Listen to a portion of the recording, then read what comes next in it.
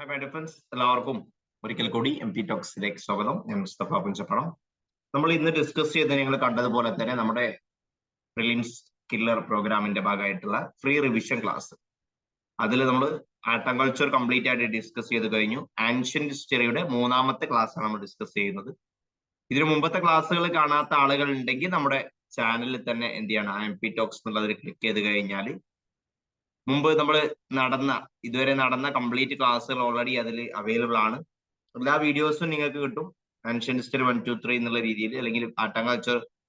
ഇനി അതല്ലെങ്കിൽ അതിന്റെ പ്ലേ ലിസ്റ്റിൽ ക്ലിക്ക് ചെയ്ത് കഴിഞ്ഞാൽ നിങ്ങൾക്ക് എന്ത് ചെയ്യും, ഓരോ വീഡിയോസും ഓരോ സബ്ജക്ട് വൈസ് ആയിട്ട് നിങ്ങൾക്ക് എന്ത് ചെയ്യാം, വേണമെങ്കിൽ കാണാവുന്നതാണ്. ഓക്കെ, അതിലെ പ്ലേ ലിസ്റ്റിൽ നോക്കി കഴിഞ്ഞാൽ കേട്ടോ.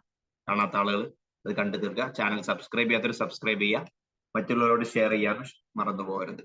ഓക്കെ, നമ്മൾ ആൻഷ്യന്റ് ഹിസ്റ്ററിന്റെ മെറ്റീരിയലും കാര്യങ്ങളൊക്കെ നമ്മൾ പ്രൊവൈഡ് ചെയ്യുന്ന ടെലിഗ്രാം ചാനലിലൂടെയാണ്. ഇതിന്റെ ലിങ്ക് ഡിസ്ക്രിപ്ഷൻ ബോക്സിൽ അവൈലബിൾ ആണ്. നമുക്ക് ഇന്ന് ആൻഷ്യന്റ് ഹിസ്റ്ററിയിൽ നമുക്ക് നോക്കാനുള്ള ടോപ്പിക് എന്ന് പറയുന്നത് നമ്മൾ ഇന്നലെ പറഞ്ഞു നിർത്തിയ ബുദ്ധിസം ജൈനിസം ആണ്.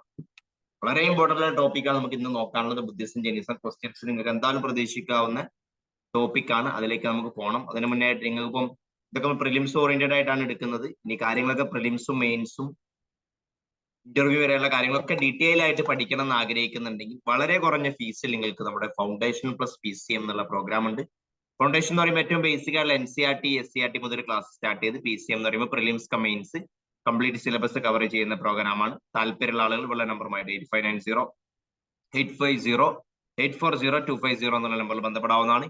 ഇനി അതെല്ലാം സെൽഫായിട്ട് പഠിക്കാൻ നിങ്ങൾക്ക് താല്പര്യം ഈ ഫ്രീ ക്ലാസ്സുകൾ കണ്ടുകൊണ്ട് പഠിക്കാം. പക്ഷെ ഒരു പഠനം ചെക്ക് ചെയ്യാൻ ഒരു മെൻഡറെ നിങ്ങൾ ആഗ്രഹിക്കുന്നുണ്ടെങ്കിൽ നമ്മുടെ ഇൻഡിവിജ്വൽ മെൻഡറിംഗ് പ്രോഗ്രാം ഉണ്ട്. അതിനെക്കുറിച്ച് അറിയാനും ഉള്ള നമ്പറുമായിട്ട് നിങ്ങൾക്ക് എന്ത് ചെയ്യാം, ബന്ധപ്പെടാവുന്ന കൂടുതൽ ഡീറ്റെയിൽസ് തരാൻ നിങ്ങൾക്ക് അനുയോജ്യമാവുന്ന പ്രോഗ്രാം ആണ് തോന്നുകയാണെങ്കിൽ നിങ്ങൾക്ക് എന്ത് ചെയ്യാം, ജോയിൻ ചെയ്യാവുന്നതാണ്. ഓക്കെ, അപ്പൊ നമുക്ക്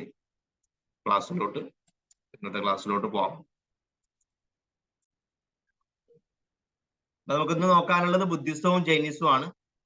ബുദ്ധിസം ജൈനിസം എന്ന് പറയുന്ന കാലഘട്ടം നിങ്ങൾക്ക് അറിയാം, ഒരു 600 BC മുതലാണ് വരുന്നത്. പക്ഷേ അതും കഴിഞ്ഞ് നമ്മൾ മൗര്യൻസ് ഒക്കെ അതിന് ശേഷം വരുന്നതാണ്. മൗര്യൻസ് നമ്മൾ പറഞ്ഞിട്ടുണ്ട്, പൊളിറ്റിക്കൽ കാര്യങ്ങൾ വെച്ച് മൗര്യനും കാര്യങ്ങളൊക്കെ നമ്മൾ പോയിട്ടുണ്ട്. എങ്കിലും ആ ബുദ്ധിസം ജൈനിസം എന്നുള്ള ആശയം വേദിക് പീരീഡിന്റെ അവസാന കാലഘട്ടം മുതലാണ് എന്ത് ചെയ്യുന്നത്, ഇത് വരുന്നത്. ഓക്കെ, അതിന് വേദിക് കാലഘട്ടം ഒരുപാട് കാരണമാവുന്നുണ്ട്. വേദിക് പീരീഡ് എന്ന് പറയുന്നത് ഒരു 500 BC കാലഘട്ടത്തിലൊക്കെയാണ് എന്ത് ചെയ്യുന്നത്. ആ സമയത്തിന് അതിന്റെ അവസാന കാലഘട്ടത്തിലാണ് ഇവിടെ രണ്ട് ഇമ്പോർട്ടന്റ് ആയിട്ടുള്ള പുതിയ റിലീജിയസ് ഫിലോസഫീസ് ഇന്ത്യയിൽ വരുന്നത്, ബുദ്ധിസവും ജൈനിസവും. ബുദ്ധിസം ജൈനിസവും സെപ്പറേറ്റ് ആയിട്ട് നോക്കണം. രണ്ടിന്റെയും ഒറിജിൻ നോക്കുകയാണെങ്കിൽ ഏകദേശം ഒക്കെ എന്താണ്, രണ്ടിനും വരാണ്ടായ സാഹചര്യം നമുക്ക് ഏകദേശം സെയിം ആയിട്ട് പറയാൻ പറ്റും. വേദിക് ആ സമയത്ത് വേദാസ്, എസ്പെഷ്യലി ലേറ്റർ വേദാസിൽ അവർ മുന്നോട്ട് വെക്കുന്ന കാര്യങ്ങളും റിച്വൽസ് ആയാലും ബിലീഫ്സ് ആയാലും അങ്ങനത്തെ കാര്യങ്ങളൊക്കെ എന്ത് ചെയ്യുന്നുണ്ട്, ഭയങ്കര എക്സ്പെൻസീവ് കോംപ്ലിക്കേറ്റഡ് ആയിട്ടുള്ള കാര്യങ്ങളായിട്ട് മാറുന്നുണ്ട്.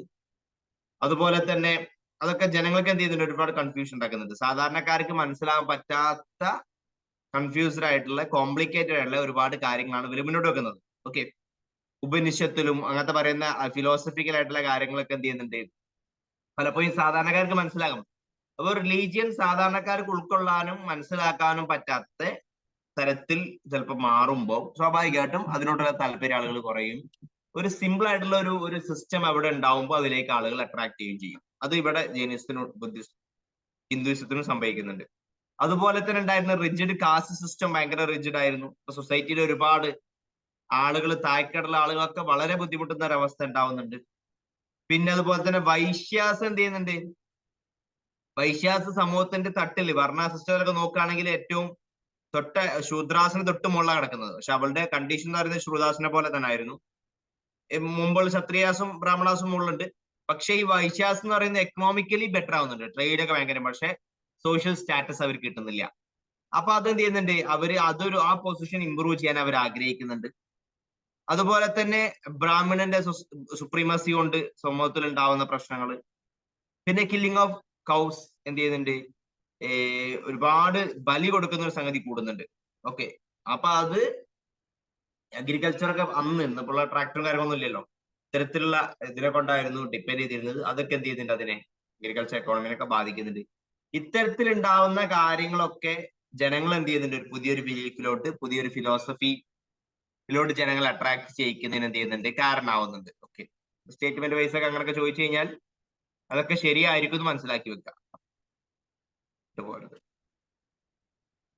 ഞാൻ പറയുന്ന ഓഡിബിൾ അല്ലേ?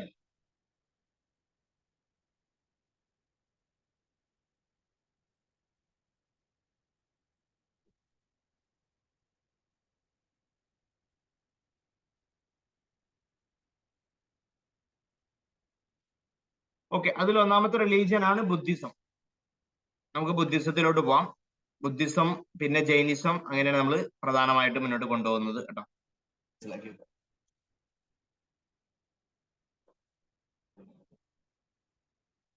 ബുദ്ധിസം എന്ന് പറയുന്ന റിലീജിയൻ, പിന്നെ ബുദ്ധിസം എന്ന് പറയുന്നത് നമുക്കറിയാം ബുദ്ധന്റെ ലൈഫ് സ്റ്റൈലുമായി ബന്ധമുള്ള ബുദ്ധൻ കൊണ്ടുവരുന്ന ഒരു സിസ്റ്റം ആണ് ബുദ്ധിസം എന്ന് പറയുന്നത്.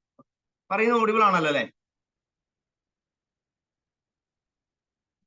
ഒന്ന് കമന്റ് ചെയ്യണേ, ഓഡിബിൾ അല്ലേ എന്നുള്ളത് ലൈവ് കാണുന്നവര്.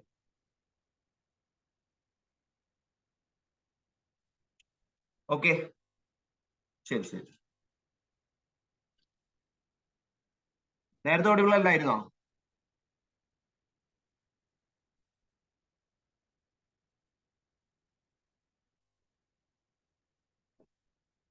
ഞാൻ ഈ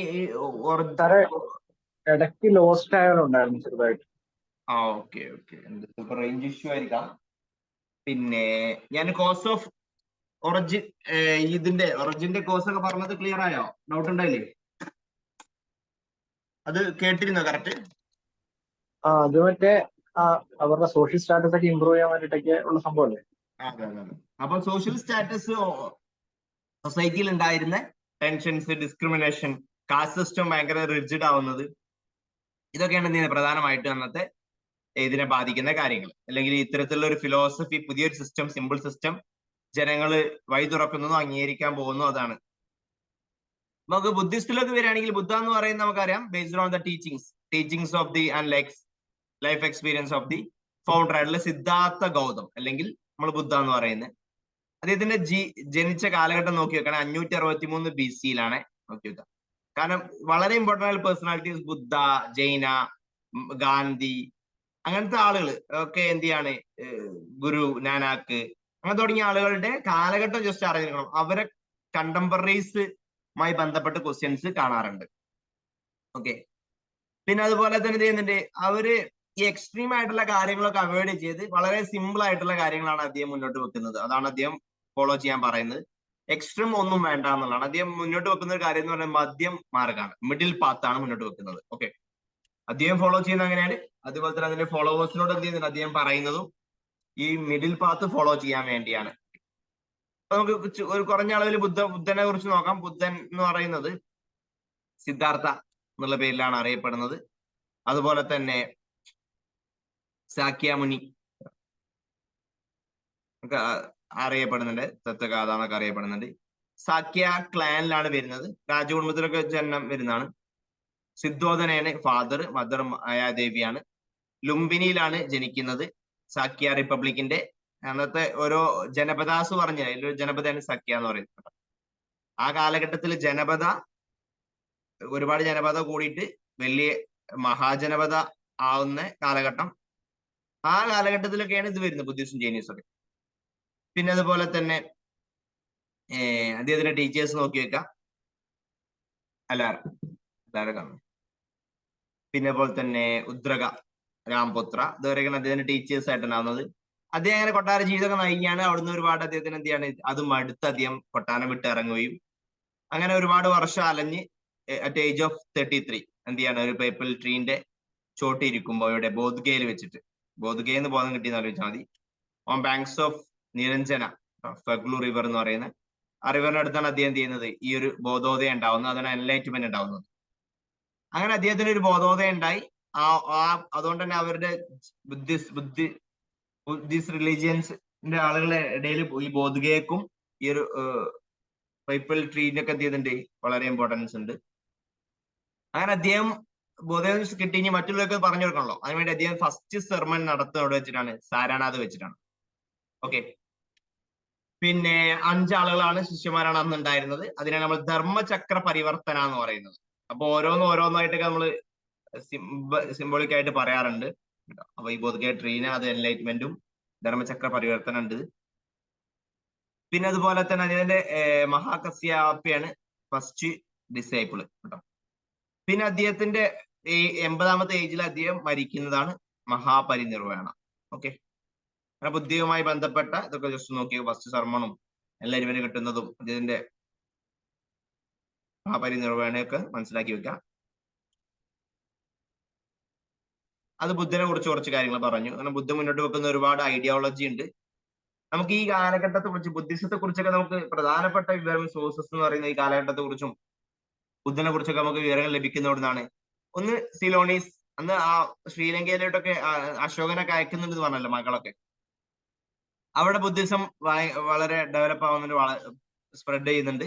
അവിടെയൊക്കെ എന്ത് ചെയ്യുന്നുണ്ട്, ചില സിലോണീസ് ക്രോണിക്കിൾസ് ഒക്കെ എഴുതുന്നുണ്ട്. അതാണ് മഹാവംശ, ദീപവംശ. ഓക്കെ, അത് രണ്ടും ഇതിനെ കുറിച്ച് ഒരുപാട് ഇൻഫർമേഷൻ കിട്ടുന്നുണ്ട്. പിന്നെ ടിബറ്റൻ ക്രോണിക്കിൾസ്, പിന്നെ ടിബറ്റൻ ക്രോണിക്കിൾസ് കിട്ടുന്നുണ്ട് കേട്ടോ. ദിവ്യാനന്ദ കേട്ടോ, കാലചക്ര അല്ലെ, ഇതിനാണ്. പിന്നെ ബുദ്ധിസത്തിന്റെ പ്രധാനപ്പെട്ട ഒരു ഇതാണ് ത്രിപീഡകാസ് എന്ന് പറയും. ഓക്കെ, ബുദ്ധിസ്റ്റ് സ്ക്രിപ്ചർ വരുന്ന 3 ഇതാണ് 3 ബാസ്കറ്റ് ഓഫ് ബുദ്ധിസ്റ്റ് സ്ക്രിപ്ചർ. ഏതൊക്കെ 3 ഒന്ന് സുത്തപീഡക, വിനയപീഡക, അഭിധമ പീഡക, 3. സുത്തപീഡക എന്ന് പറയുന്നത് പ്രധാനമായിട്ടും ബുദ്ധന്റെ sutra related to Buddha and companion. പിന്നെ അതുപോലെ തന്നെ വിനയപീഡക എന്ന മൊനാസ്റ്റിക് റൂളാണ്, ഇവര് എങ്ങനെയൊക്കെ കാര്യങ്ങൾ ചെയ്യേണ്ടത് ഓരോരുത്തരും മോങ്ക്. അഭിധമ പീഡകയില് ഫിലോസഫി ഓഫ് ബുദ്ധിസ്റ്റ് ആണ്, ബുദ്ധന്റെ ഓരോ ഫിലോസഫിക്കൽ തോട്ടാണ് ഇത് പറയുന്നത്.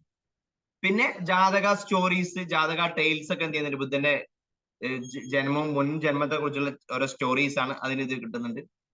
പിന്നെ മിലിന്ദ പനഹന്റെ ക്വസ്റ്റ്യൻസ്, മിലിന്ദ എന്ത് ചെയ്യുന്നുണ്ട്, ചോദിക്കുന്ന ക്വസ്റ്റ്യൻ ആണ് ഗ്രീക്ക് കിങ് ആണ് മിയാൻഡർ. അങ്ങനെ ബുദ്ധിസ്റ്റ് മോങ്ക് നാഗസേന ആൻസർ ചെയ്യുന്നതും. അപ്പൊ ഇതൊക്കെ നമുക്ക് ഈ ബുദ്ധിസത്തെ കുറിച്ചും ബുദ്ധനെ കുറിച്ചൊക്കെ നമുക്ക് ഒരുപാട് ഇൻഫർമേഷൻസ് കിട്ടുന്ന സോഴ്സ് ആണ്. ഇതൊക്കെ നമുക്ക് പലപ്പോഴും ഇതൊക്കെ മൗര്യൻസിനെ കുറിച്ചും ഇതിലൊക്കെ മെൻഷൻ ചെയ്യാറുണ്ട്. അപ്പൊ അതുകൊണ്ട് അതിനുള്ള സോഴ്സ് ആയിട്ട് പറയാറുണ്ട്. 3 ജ്വൽസ് ഓഫ് ബുദ്ധിസം ആയിട്ട് പറയുന്നത് ത്രിരത്ന എന്ന് പറയും. ബുദ്ധ, ധമ്മ, സംഘ, ഇതാണ് ത്രിരത്ന കേട്ടോ, 3 ജ്വൽസ് ഓഫ് ബുദ്ധിസം എന്ന് പറയുന്നത്. പിന്നെ അതുപോലെ തന്നെ റൂട്ട്സ് ഓഫ് ബുദ്ധിസം നമുക്ക് ഇവിടെ കാണാൻ പറ്റും, വേദാന്തയിലും സാങ്ക്യ ഫിലോസഫിയിലും ഉപനിഷത്തിലൊക്കെ കാണാൻ പറ്റുമെന്നാണ് പറയുന്നത്. പിന്നെ ബുദ്ധന്റെ ലൈഫുമായി ബന്ധപ്പെട്ട ചില ഗ്രേറ്റ് ഈവന്റ്സ് ഞാൻ പറഞ്ഞു, ഓരോന്നായിട്ട് ഇതാക്കാറുണ്ട്. പിന്നെ അവക്രാന്തി എന്ന് പറയുന്നത് കൺസെപ്ഷൻ അല്ലെങ്കിൽ ഡിസെന്റ് എന്ന് പറയുന്ന പേരാണ്, അത് വൈറ്റ് എലിഫന്റ് ആണ് പറയാറ്. അതിന്റെ ബർത്ത് ജാതി എന്ന് പറയുന്നത് ലോട്ടസ് ബുള്ളായിട്ടൊക്കെ നമ്മൾ ഇതാക്കാറ്. പിന്നെ അതുപോലെ തന്നെ ഗ്രേറ്റ് റിനൗൺസിയേഷൻ പറയുന്നത് ഹോസ് ആണ്. എൻലൈറ്റ്മെന്റ് പറയുന്നത് ബോധി ട്രീ ആണ് നമ്മൾ സിമ്പിൾ ആയിട്ട് കൊടുക്കാറ്. പിന്നെ അത് ഫസ്റ്റ് ധർമ്മചക്ര പരിവർത്തനം പറയുന്നത് വീലാണ്. മഹാപരിനിർവാണ അദ്ദേഹം പറയുന്നത് നമ്മൾ സ്തൂപ, അദ്ദേഹത്തിന്റെ മരണം നമ്മൾ പൊതുവെ സിംബോളിക്സ് കാണിക്കുന്നത് സ്തൂപയാണ്. ജസ്റ്റ് എന്തിനെ ഡിനോട്ട് ചെയ്യുന്നു എന്നുള്ളത് സിമ്പിൾസ് മനസ്സിലാക്കി വെക്കുന്നത് നല്ലതായിരിക്കും. പിന്നെ അദ്ദേഹത്തിന്റെ പ്രധാനപ്പെട്ട ടീച്ചിങ്സ് എന്തൊക്കെയാണ്, 5 ടീച്ചിങ്സ് ഓഫ് ബുദ്ധ.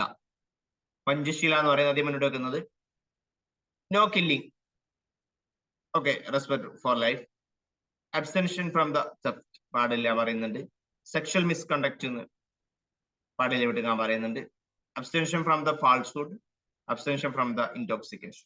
ഇതിന്റെ ചില ടീച്ചിങ്സ് ആണ് അദ്ദേഹം മുന്നോട്ട് വെക്കുന്നത്. ഇത്തരം കാര്യങ്ങളിൽ നിന്നൊക്കെ വിട്ടു നിൽക്കാനും അദ്ദേഹം ചെയ്യുന്നുണ്ട്, ആവശ്യപ്പെടുന്നുണ്ട്. അതാണ് പഞ്ചശീല. എങ്കിൽ ഏറ്റവും ഇമ്പോർട്ടന്റ് ആയിട്ടുള്ള കാര്യം എന്ന് പറയുന്നത് ബുദ്ധയിൽ നമുക്ക് 4 നോബിൾ ട്രൂത്ത് ആണ്, നമ്മൾ ആര്യ സത്യാസ് എന്ന് പറയും. അത് ബുദ്ധയിലെ 4 നോബിൾ ട്രൂത്ത് ആണ്. ഈ പഞ്ചശീലക്കാളും ഇമ്പോർട്ടന്റ് ആണ് കേട്ടോ. 4 നോബിൾ ട്രൂത്ത് അദ്ദേഹം മുന്നോട്ട് വെക്കുന്നുണ്ട്. എന്തുകൊണ്ട്? അദ്ദേഹം നോക്കുമ്പോൾ വേൾഡിൽ നോക്കുമ്പോൾ എല്ലാവർക്കും എന്ത് ചെയ്യുന്നുണ്ട്, ഫുൾ ഓഫ് മിസ്റ്ററി അല്ലെ, എല്ലാവർക്കും ഓരോ പ്രശ്നങ്ങളും ദുഃഖങ്ങളുമാണ്. ഓക്കെ, സബം ദുഃഖം എന്ന് പറയുന്നത്. അപ്പൊ എന്തുകൊണ്ടാണ് ഈ ദുഃഖത്തിന് കാരണം, ഇത്തരത്തിലുള്ള ദുഃഖത്തിന് കാരണം എന്താന്ന് അന്വേഷിക്കുമ്പോൾ എന്താ അദ്ദേഹത്തിന് കിട്ടുന്നത്, ഡിസയർ ആണ്. നമ്മുടെ ആഗ്രഹങ്ങളാണ് ദുഃഖത്തിന് കാരണം അല്ലെ. അപ്പൊ എന്ത് ആഗ്രഹങ്ങൾ, അദ്ദേഹം നമുക്ക് ഇപ്പൊ ഒരു കാർ വാങ്ങണമെന്ന് ആഗ്രഹമുണ്ട്, അപ്പൊ ആഗ്രഹം കിട്ടിയില്ല, അപ്പൊ ദുഃഖമായി, ആണ് സിമ്പിളായിട്ട് പറഞ്ഞാൽ. അപ്പൊ ഡിസയർ ആണ് ഈ കോസ് ഓഫ് സോറോ എന്ന് പറയുന്നത്. ഓക്കെ, അപ്പം അദ്ദേഹം പറയാണ് ഡിസയർ നമുക്ക് എന്ത് ചെയ്യാൻ, ക്യാൻ ബി കോൺക്വേർഡ്. ഓക്കെ, ദുഃഖ നിരോധം, നമുക്ക് ഡിസയർ ഇല്ലാതാക്കാം. പിന്നെ അതുപോലെ തന്നെ ഡിസയർ ഇല്ലാതാക്കി കഴിഞ്ഞാൽ ദുഃഖം ഇല്ലാതായി. അപ്പൊ ഈ ഡിസയർ എങ്ങനെ ഇല്ലാതാക്കാം, ഡിസയർ നമുക്ക് ഇല്ലാതാക്കാൻ പറ്റുന്ന അദ്ദേഹത്തിന് ഒരു മാർഗം കൂടി അദ്ദേഹം മുന്നോട്ട് വെക്കുന്നുണ്ട്. ഫോളോയിങ് അഷ്ടാംഗിക മാർഗം, അല്ലെങ്കിൽ 8 മാർഗമുണ്ട്. ആ 8 മാർഗം ഫോളോ ചെയ്ത് കഴിഞ്ഞാൽ നമുക്ക് എന്തുണ്ടാവില്ല, ദുഃഖം ഉണ്ടാവില്ല എന്നാണ് ആദ്യം പറയുന്നത്. ഓക്കെ,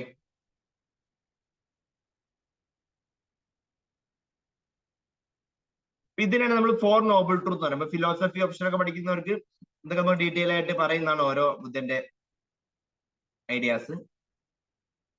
ഇവിടെ ജസ്റ്റ് ഒന്ന് മനസ്സിലാക്കി വെച്ചാൽ മതി.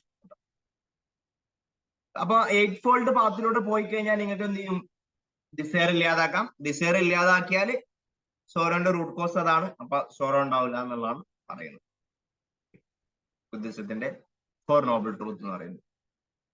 അപ്പൊ 8 ഫോൾഡ് പാത്ത് എന്ന് പറയുമ്പോൾ എന്താ, പിന്നെ അതുപോലെ തന്നെ നോളജും കണ്ടക്റ്റും മെഡിറ്റേറ്റീവ് പ്രാക്ടീസും ഒക്കെ ആയി ബന്ധപ്പെട്ട് വരുന്നതാണ്. Right view, right intention, right speech, right action, right livelihood, right mindfulness, right effort, right concentration. ശരിയായിട്ടുള്ള ഈ 8 കാര്യങ്ങൾ ചെയ്ത് കഴിഞ്ഞാൽ നിങ്ങൾക്ക് ഡിസയർ ഇല്ലാതാക്കാം. ഡിസയർ ഇല്ലാതാക്കിയാൽ നിങ്ങൾക്ക് എന്തുണ്ടാവില്ല, ദുഃഖം ഉണ്ടാവില്ല എന്നാണ് പറയുന്നത്. പിന്നെ അതുപോലെ തന്നെ അദ്ദേഹത്തെ മുന്നോട്ട് വെക്കുന്ന പ്രിസെപ്റ്റ്സ് അല്ലെങ്കിൽ പഞ്ചശീൽ മുന്നോട്ട് വെക്കുന്നുണ്ട് 5 കാര്യങ്ങൾ. അദ്ദേഹം എന്ത് ചെയ്യുന്നുണ്ട്, മൊണാസ്റ്റിക് ഓർഡറിൽ ഒരു കോഡ് ഓഫ് കണ്ടക്ട് ഒക്കെ മുന്നോട്ട് വെക്കുന്നുണ്ട്. ഓക്കെ, അത്തരം ആളുകൾ മോങ്സ് ഒക്കെ ഫോളോ ചെയ്യേണ്ട പഞ്ചശീൽ എന്ന് പറയുന്നതാണ്.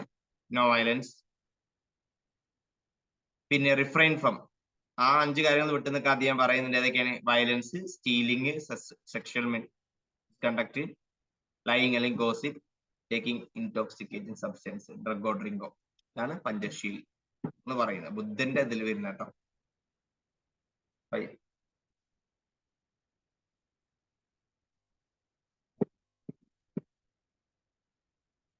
ഓക്കെ, അതും ബുദ്ധിന്റെ ഐഡിയോളജിയുമായി ബന്ധപ്പെട്ട് മനസ്സിലാക്കി വരും. പിന്നെ ത്രിപിടകാസ്, ഞാൻ പറഞ്ഞു ബുദ്ധിസ്റ്റിന്റെ പ്രധാനപ്പെട്ട റൈറ്റിംഗ്സ് എന്ന് പറയുന്നത് ത്രിപിടകാസ് ആണ്.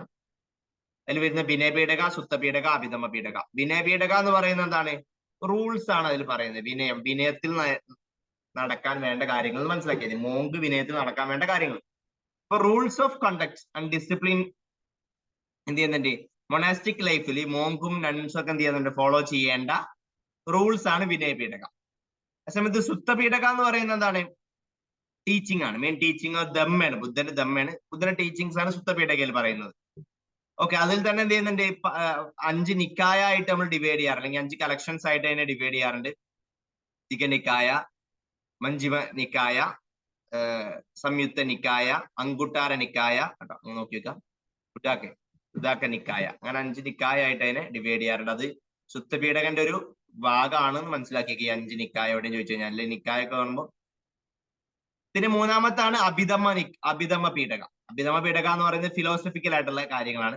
അദ്ദേഹം ഒരുപാട് കാര്യങ്ങൾ എന്ത് ചെയ്യുന്നുണ്ട്, ബുദ്ധൻ ഫിലോസഫിക്കൽ തോട്ട്സ് മുന്നോട്ട് വെക്കുന്നുണ്ട്.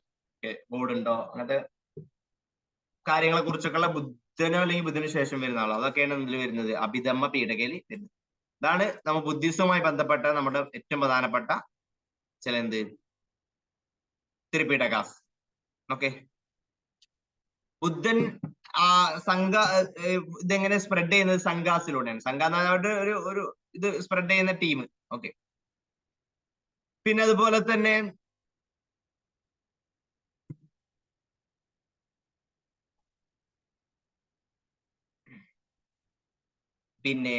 സ്ത്രീകൾക്കൊക്കെ എന്ത് ചെയ്യുന്നുണ്ട്, ഇതിലേക്ക് പ്രവേശനം ഉണ്ടായിരുന്നു കേട്ടോ. Oldest prayer place in history എന്ന് പറയുന്നത് സ്ലേവ്സ്, ഇൻസോൾവൻസ്, അത്തരം ഡിസീസ്ഡ് ആയിട്ടുള്ള ആളുകളൊന്നും അലൗഡ് ആയിരുന്നില്ല മുമ്പ് കേട്ടോ. പിന്നെ അതുപോലെ തന്നെ 64ഓളം ക്രൈംസ് ഉണ്ടായിരുന്നു, അതിലും അത്തരം ആളുകളും പ്രൊഹിബിറ്റഡ് ആയിരുന്നു. സ്ത്രീകളൊക്കെ അലൗഡ് ആയിരുന്നു, അറിഞ്ഞിരിക്കാം. പിന്നെ പ്രധാനപ്പെട്ട ബുദ്ധിസ്റ്റ് സ്കോളേഴ്സ്, ഇമ്പോർട്ടൻ്റ് ആയിട്ടുള്ള ഒരുപാട് സ്കോളേഴ്സ് ഉണ്ട്. ചില ഫാക്ച്വൽ ആയ കാര്യങ്ങളാണ് പറയുന്നത്. മൊഗാലി പുട്ട ജിസ്റ്റ ഇമ്പോർട്ടൻ്റ് ആയിട്ടുള്ള ഒരു ഇതാണ്. അശോകന്റെ ധമ്മ ക്യാമ്പയിനൊക്കെ പ്രചരിപ്പിക്കുന്ന അതുകൊണ്ട് തന്നെ അശോകൻ നടന്നുണ്ടല്ലോ 3rd ബുദ്ധിസ്റ്റ് കൗൺസിൽ, അതിൽ മൊഗാലി പുട്ടയാണ് എന്ത് ചെയ്യുന്നത്, അത് ചെയർ ചെയ്യുന്നത്. അശോകന്റെ കാര്യങ്ങളൊക്കെ ഈ ബുദ്ധിസം ബന്ധപ്പെട്ട കാര്യങ്ങൾ മുന്നോട്ട് നയിച്ച ക്യാമ്പയിനൊക്കെ അദ്ദേഹമായിരുന്നു. അശ്വഘോഷ ഉണ്ട്, അദ്ദേഹമാണ് ബുദ്ധചരിത ചെയ്യുന്നത്, ബുദ്ധചരിത. അതുപോലെ തന്നെ സാൻസ്ക്രിറ്റ് ഡ്രാമ ആയിട്ടുള്ള സാരിപുത്ര പ്രജ്ഞാൻ എന്ന് പറയുന്ന എന്ത് ചെയ്യുന്നുണ്ട്, പിന്നെ എഴുതുന്നത് ആരാണ്, ഈ അശ്വഘോഷയാണ്. ഇമ്പോർട്ടന്റ് ആയിട്ടുള്ള ബുദ്ധിസത്തിൽ വരുന്ന ബുദ്ധനെ കൂടാതെ ഉള്ള ഒരുപാട് ഡിസൈപ്പിൾസ് വളരെ ഫേമസ് ആയിട്ടുള്ള ആളുകൾ ഉണ്ടാവല്ലോ, അവരാണ് നോക്കുന്നത്. അല്ലെങ്കിൽ പ്രധാനപ്പെട്ട സ്കോളേഴ്സ് പിന്നീട് വന്ന ബുദ്ധന്റെ കാലഘട്ടത്തിന് ശേഷം വന്ന ആളുകളാണ്. നാഗാർജുന വളരെ ഇമ്പോർട്ടന്റ് ആയിട്ടുള്ള ആരാണ്. ഇദ്ദേഹം ബുദ്ധിസം തന്നെ പിന്നീട് ഒരുപാട് സബ് സ്കൂൾസ് ആയിട്ട് മാറുന്നുണ്ട്. അതിലൊരു ടീമാണ് മാധ്യമിക് സ്കൂൾ. മഹായാന ബുദ്ധിസം തന്നെ ഫസ്റ്റ് എന്തായത് മാറി, ഫസ്റ്റ് ഡിവൈഡ് ചെയ്ത് ഹീനയാനം മഹായാനം. മഹായാനത്തിന്റെ പല ടീമുണ്ട്, അതിലൊരു ടീമാണ് മാധ്യമിക് സ്കൂൾ എന്ന് പറയുന്നത്. അതിന്റെ ഫൗണ്ടറാണ് നാഗാർജുന. അദ്ദേഹം മുന്നോട്ട് വെക്കുന്ന ഒരു തിയറാണ് ശൂന്യവാദം, എംറ്റിനെസ് എന്നുള്ളതാണ്. പിന്നെ അതുപോലെ തന്നെ അതൊക്കെ അറിഞ്ഞിരിക്കുക കേട്ടോ. അത് പിന്നെ മറ്റൊരാളാണ് ബുദ്ധഘോഷ എന്ന് പറയുന്നതാണ്. പിന്നെ ചേരാവാദന്റെ കമന്റേറ്റർ ആണ് കേട്ടോ. അതുപോലെ തന്നെ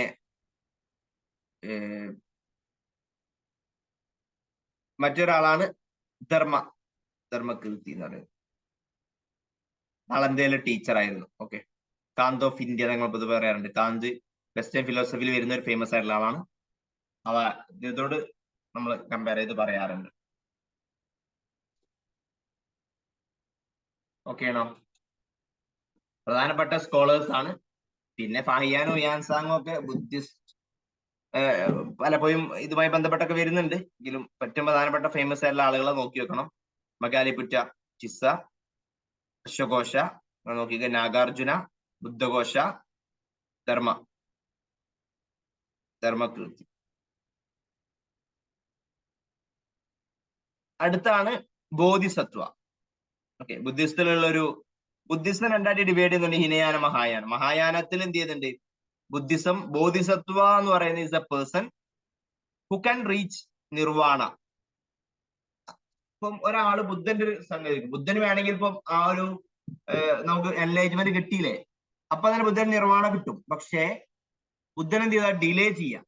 എന്തിനാണ്? മറ്റുള്ളവരും കൂടി നിർവാണയിലേക്ക് എത്തിക്കാൻ വേണ്ടി ഡിലേ ചെയ്യാം. ഓക്കെ, അത്തരം ആളുകളെ നമ്മൾ പറയുന്ന പേരാണ് ബോധിസത്വ എന്ന് പറയും. Okay, bodhisattva is a person who can reach nirvana but delays doing so to the compassion for suffering being. Okay, നമ്മൾ ഇൻകാർണേഷൻ ഒക്കെ പറയുന്ന പോലെ ഇപ്പം വിഷ്ണുവിന്റെ ഇൻകാർണേഷൻസ് വീണ്ടും വീണ്ടും ഉണ്ടായി വരുന്നതിനാ മോക്ഷം കിട്ടി വിഷ്ണുവിനെ പോയാൽ മതി, പക്ഷെ മറ്റുള്ളവരും കൂടി അതിലേക്ക് എത്തിക്കുക എന്നുള്ള ഒരു ഐഡിയ അതാണ്. പിന്നെ അതുപോലെ തന്നെ അത് എല്ലാവരും അംഗീകരിക്കുന്നില്ല. മഹായാനക്കാർ അംഗീകരിക്കുന്നുണ്ട്, ഹീനയാനക്കാർ അങ്ങനല്ല. സ്വയം നമുക്ക് പോകാം, അല്ലാതെ മറ്റൊരാൾക്കും വേണ്ടി നമ്മൾ അങ്ങനെ ഇതാക്കുന്ന സംഗതികളൊന്നും ഇല്ല എന്നുള്ളൊരു ഇതാണ് മഹായാനത്തിലുണ്ട്. അപ്പൊ ചില ബോധിസത്വാസ് നമ്മൾ പറയാറുണ്ട്. ഓക്കെ, നമ്മൾ ഇൻകാർണിയേഷൻ ആയിട്ട് പറയാറുണ്ട്. ബുദ്ധൻ എന്ത് ചെയ്യാണ് പല രൂപത്തിൽ വരുന്നതും ഒക്കെ വേണമെങ്കിൽ പറയാം. അതിലാണ് മൈത്രേയ. പ്രധാനപ്പെട്ട ബോധിസത്വാസ് ഏതൊക്കെ? മൈത്രേയ, ടീച്ചർ അതിന്റെ ഇതൊക്കെ ഫ്യൂച്ചർ ബുദ്ധൻ അല്ലെങ്കിൽ ഏർലിയസ്റ്റ് ബോധിസത്വയാണ്. പിന്നെ അതുപോലെ തന്നെ അത് അറിഞ്ഞിരിക്കാം. പിന്നെ അതുപോലെ തന്നെ പോപ്പുലർ ലഫിംഗ് ബുദ്ധ ഇതിന്റെ ഇൻകാർണേഷൻ മൈത്രേയ ആയിട്ടൊക്കെ പറയാറുണ്ട് കേട്ടോ. പിന്നെ അതുപോലെ തന്നെ സാമാന്തഭദ്ര പറയാറുണ്ട്, യൂണിവേഴ്സൽ ബോധിസത്വമായിട്ട് പറയുന്നതാണ്, മെഡിറ്റേഷനുമായിട്ടൊക്കെ അസോസിയേറ്റ് ചെയ്തിരിക്കുന്നതാണ് കേട്ടോ. വജ്രപാണി, ഇതാണ് ഏറ്റവും ഇമ്പോർട്ടൻ്റ് ഈ മൂന്നെണ്ണം. വജ്രപാണി എന്ന് പറയുന്നത് ഇന്ദ്രനെ പോലെയാണ് കേട്ടോ, തണ്ടർ ബോൾട്ടൊക്കെ ഉള്ള പോലെ പവർ ഡെപ്പിക്ട് ചെയ്യാൻ വേണ്ടിയാണ്. പിന്നെ അതുപോലെ തന്നെ അത് കൂടാതെ മറ്റു രണ്ടെണ്ണമാണ് ഇത്, മഞ്ജുശ്രീയും അവലോകിതേശ്വര കേട്ടോ. ഈ അഞ്ചെണ്ണം വളരെ ഇമ്പോർട്ടൻ്റ് ആണ്. ഈ അവലോകിതേശ്വര എന്ന് പറയുന്നത് കൈൻഡ് ഹേർട്ടഡ് ആയിട്ടുള്ളതാണ്, ബുദ്ധന്റെ കമ്പാഷൻ കാണിക്കുന്നതാണ്. ഓക്കെ, പിന്നെ നോക്കി വെക്കാം. പിന്നെ അതുപോലെ തന്നെ ശുദ്ധി ഗർഭ എന്ന് പറയുന്നുണ്ട്. പിന്നെ അതുപോലെ തന്നെ അമിത് സാബ എന്ന് പറയുന്നുണ്ട്. ഹെവൻ, ബുദ്ധ ഓഫ് ഹെവൻ ആണ്, നോക്കി കേട്ടോ. പിന്നെ അതുപോലെ തന്നെ സദാപരി ബുദ്ധ എന്ന് പറയുന്നതാണ്. പിന്നെ അതുപോലെ തന്നെ മഞ്ജുശ്രീ ഇമ്പോർട്ടൻ്റ് ആണ് അതിൽ, മഞ്ജുശ്രീയും വജ്രപാണിയും പിന്നെ അതുപോലെ തന്നെ ഈ അവലോകിതേശ്വരയും അറിഞ്ഞിരിക്കണം.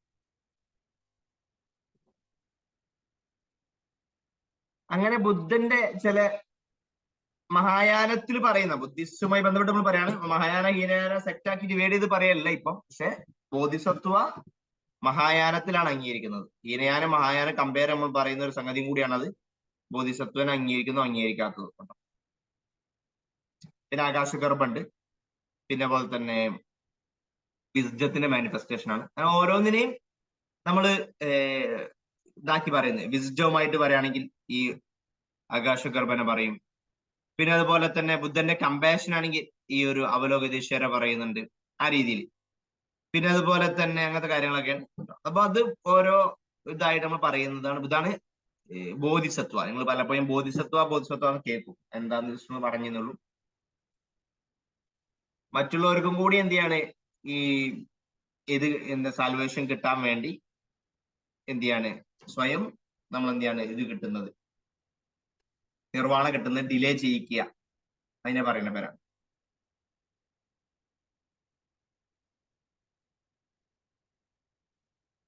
പിന്നെ ബുദ്ധിസത്തിന്റെ സ്പ്രെഡുമായി ബന്ധപ്പെട്ട് മറ്റൊരു സാധനം വരുന്നതാണ് ബുദ്ധിസ്റ്റ് കൗൺസിൽസ്. ബുദ്ധിസ്റ്റ് കൗൺസിൽസ് ഉണ്ടാവുന്നുണ്ട്. ഫസ്റ്റ് ബുദ്ധിസ്റ്റ് കൗൺസിൽ 483 BC ഉണ്ടാവുന്നത്. എവിടെയാണ് അത്? എവിടെയാണ്? രാജഗൃഹയിലാണ് കേട്ടോ, സറ്റാപാനി കേവ്സിലാണ്. ചെയർമാൻ നോക്കി വെക്കുക, മഹാകശ്യപ്, അദ്ദേഹത്തിന്റെ ഒരു ഫസ്റ്റ് ഇമ്പോർട്ടന്റ് ആയിട്ടുള്ള ഒരു ഡിസൈപ്പിൾ ആണ്. പാട്രണൈസ് ചെയ്ത കിങ് ഏതാ? അജാതശത്രു ആണ്. ഇതിന്റെ ഔട്ട്കം എന്ന് പറയുന്നത് പരിനിർവ്വാണത്തിന് ശേഷമാണ് ഉണ്ടാവുന്നത് കേട്ടോ, അത് അറിഞ്ഞിരിക്കണേ. ബുദ്ധന് ശേഷമാണ് ഉണ്ടാവുന്നത്. പിന്നെ അതുപോലെ തന്നെ ബുദ്ധന്റെ ടീച്ചിങ്സും കാര്യങ്ങളൊക്കെ പ്രിസർവ് ചെയ്യാൻ വേണ്ടി എന്നുള്ളൊരു ഐഡിയയിലാണ് എന്ത് ചെയ്യുന്നത്, ഇത്തരത്തിലുള്ളൊരു പെട്ടെന്നൊരു ഫസ്റ്റ് ഒരു കൗൺസിൽ മീറ്റിംഗ് ഉണ്ടാവുന്ന ഒരു സമ്മേളനം പോലെ. അത് ഇതിന്റെ അതിന്റെ ഭാഗമായിട്ടാണ് ത്രിപീഠകാസ് ഒക്കെ എന്ത് ചെയ്യുന്നത്, നമ്മൾ കമ്പയർ ചെയ്യുന്നതൊക്കെ ഈ സമയത്താണ്. ബുദ്ധന്റെ ടീച്ചിങ്സ് ഒക്കെ എന്ത് ചെയ്യാണ് നമുക്ക് പ്രിസർവ് ചെയ്ത് വെക്കാനൊക്കെ ഉള്ള ഉദ്ദേശമൊക്കെയാണ് ഇതിൽ വരുന്നത്. ഓക്കെ, പിന്നെ അത് ചെയ്യണമെന്നൊക്കെ പറയുന്നുണ്ട്. അതിന്റെ ഭാഗമായിട്ട് 3 പീഠക ആയിട്ട് ഡിവൈഡ് ചെയ്യുന്നുണ്ട്. സുത്തപീഠക, വിനയപീഠകയും നടക്കുന്നുണ്ട്. അഭിതമ പീഠക അടുത്തയിലാണ്. സുത്തപീഠകയും വിനയപീഠകയും ഇവിടെയാണ് കമ്പൈലേഷൻ നടക്കുന്നത്, ഒന്നാമത്തേത്.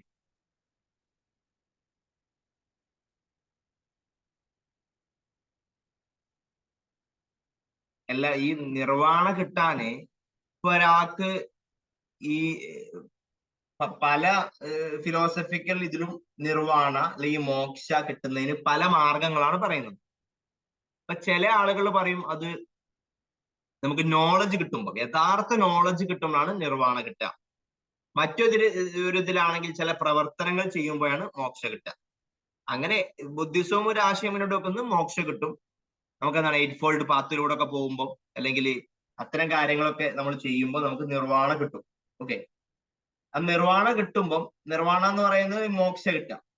മോക്ഷ കിട്ടിക്കഴിഞ്ഞാൽ പിന്നെ നമ്മളുടെ ഒരു എന്താണ് ഒരു ബ്ലിസ് എന്നുള്ള സ്റ്റേജിലോട്ട് എത്തും, അൾട്ടിമേറ്റ് ആയിട്ടുള്ള ഹാപ്പിനെസ്സിലോട്ട് എത്തും.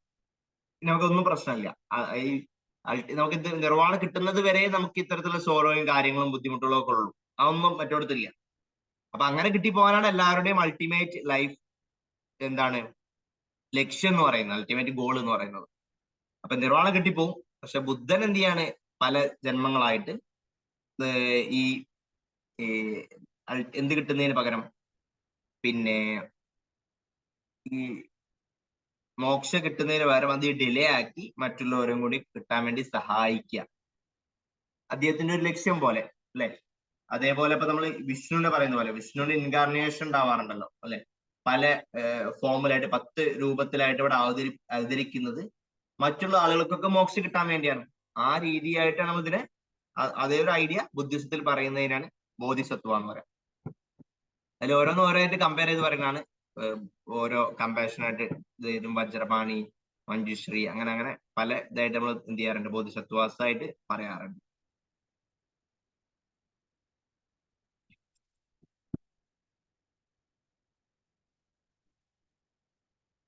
ഓക്കെ, പിന്നെ ബുദ്ധിസ്റ്റ് കൗൺസിൽ, രണ്ടാമത്തെ ബുദ്ധിസ്റ്റ് കൗൺസിലിലേക്ക് വരുമ്പോൾ ഒന്നാമത്തെ നോക്കി വെക്കുക, വെനു ചെയർമാൻ, കിങ് ആരെ പാട്രണൈസ് ചെയ്യുന്നത്.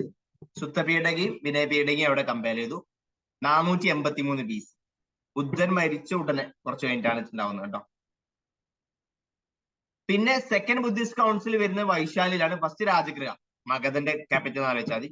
സെക്കൻഡ് വരുന്ന വൈശാലിയിലാണ്.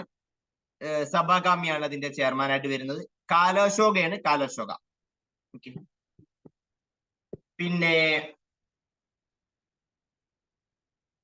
തേർഡ് 250 BC അശോകന്റെ സമയത്താണ്. പാടലിപുത്ര തന്നെ മറ്റേ രാജകീയ അത് പാടലിപുത്ര. മൊഗാലിപുത്ര ടിസ്സ അശോകയാണ്. അഭിധമ പീഠ കമ്പയിൽ ഇവിടെ വെച്ചിട്ടാണ്. നാലാമത്തേത് 98 AD, കുറഞ്ഞു വന്ന് AD എത്തി. AD 98 ആയപ്പോഴാണ് കാശ്മീരിൽ വെച്ചിട്ട്, കനിഷ്കന്റെ കാലഘട്ടത്തിലാണെന്ന്. കനിഷ്ക കാശ്മീർ എന്ന് ആലോചിച്ചാൽ മതി. വസുമിത്രയും ഒക്കെയാണ് ഇത്, അശ്വഘോഷൊക്കെയാണ് ഇത് ചെയർ ചെയ്യുന്നത് കേട്ടോ. പിന്നെ അതുപോലെ തന്നെ ബുദ്ധിസം ഈ സമയത്താണ് രണ്ടായിട്ട് ഡിവൈഡ് ചെയ്യുന്നത്. അതുവരെ ബുദ്ധൻ ആശയങ്ങൾ ഒന്നാണ്. ഈ ഒരു 4th സമ്മിറ്റിലാണ് ഹീനയാന മഹായാന അങ്ങനെ 2 വിഭാഗമായിട്ടായിട്ട് ബുദ്ധിസം ഡിവൈഡ് ആവുന്നത്. ഓക്കെ,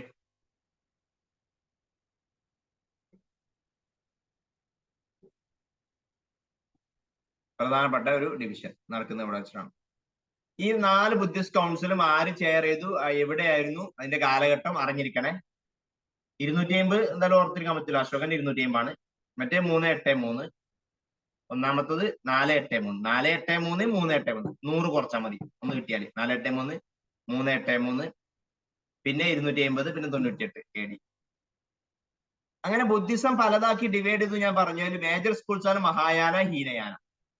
അത് കൂടാതെയുള്ള ചില സ്കൂൾസ് ഉണ്ട്, തേരാവാദ, വജ്രായന, സെൻ. അങ്ങനെ വേൾഡിന്റെ പല ഭാഗത്തും ഒരുപാട് സബ് സ്കൂൾസ് ഇതുമായി ബന്ധപ്പെട്ടുണ്ട്. നമ്മൾ ഒരുപാട് റിസർച്ച് ചെയ്ത് കഴിഞ്ഞാൽ ഒരുപാട് ഇങ്ങനെ കിട്ടും, അത് നമുക്ക് ആവശ്യമില്ല. അതിൽ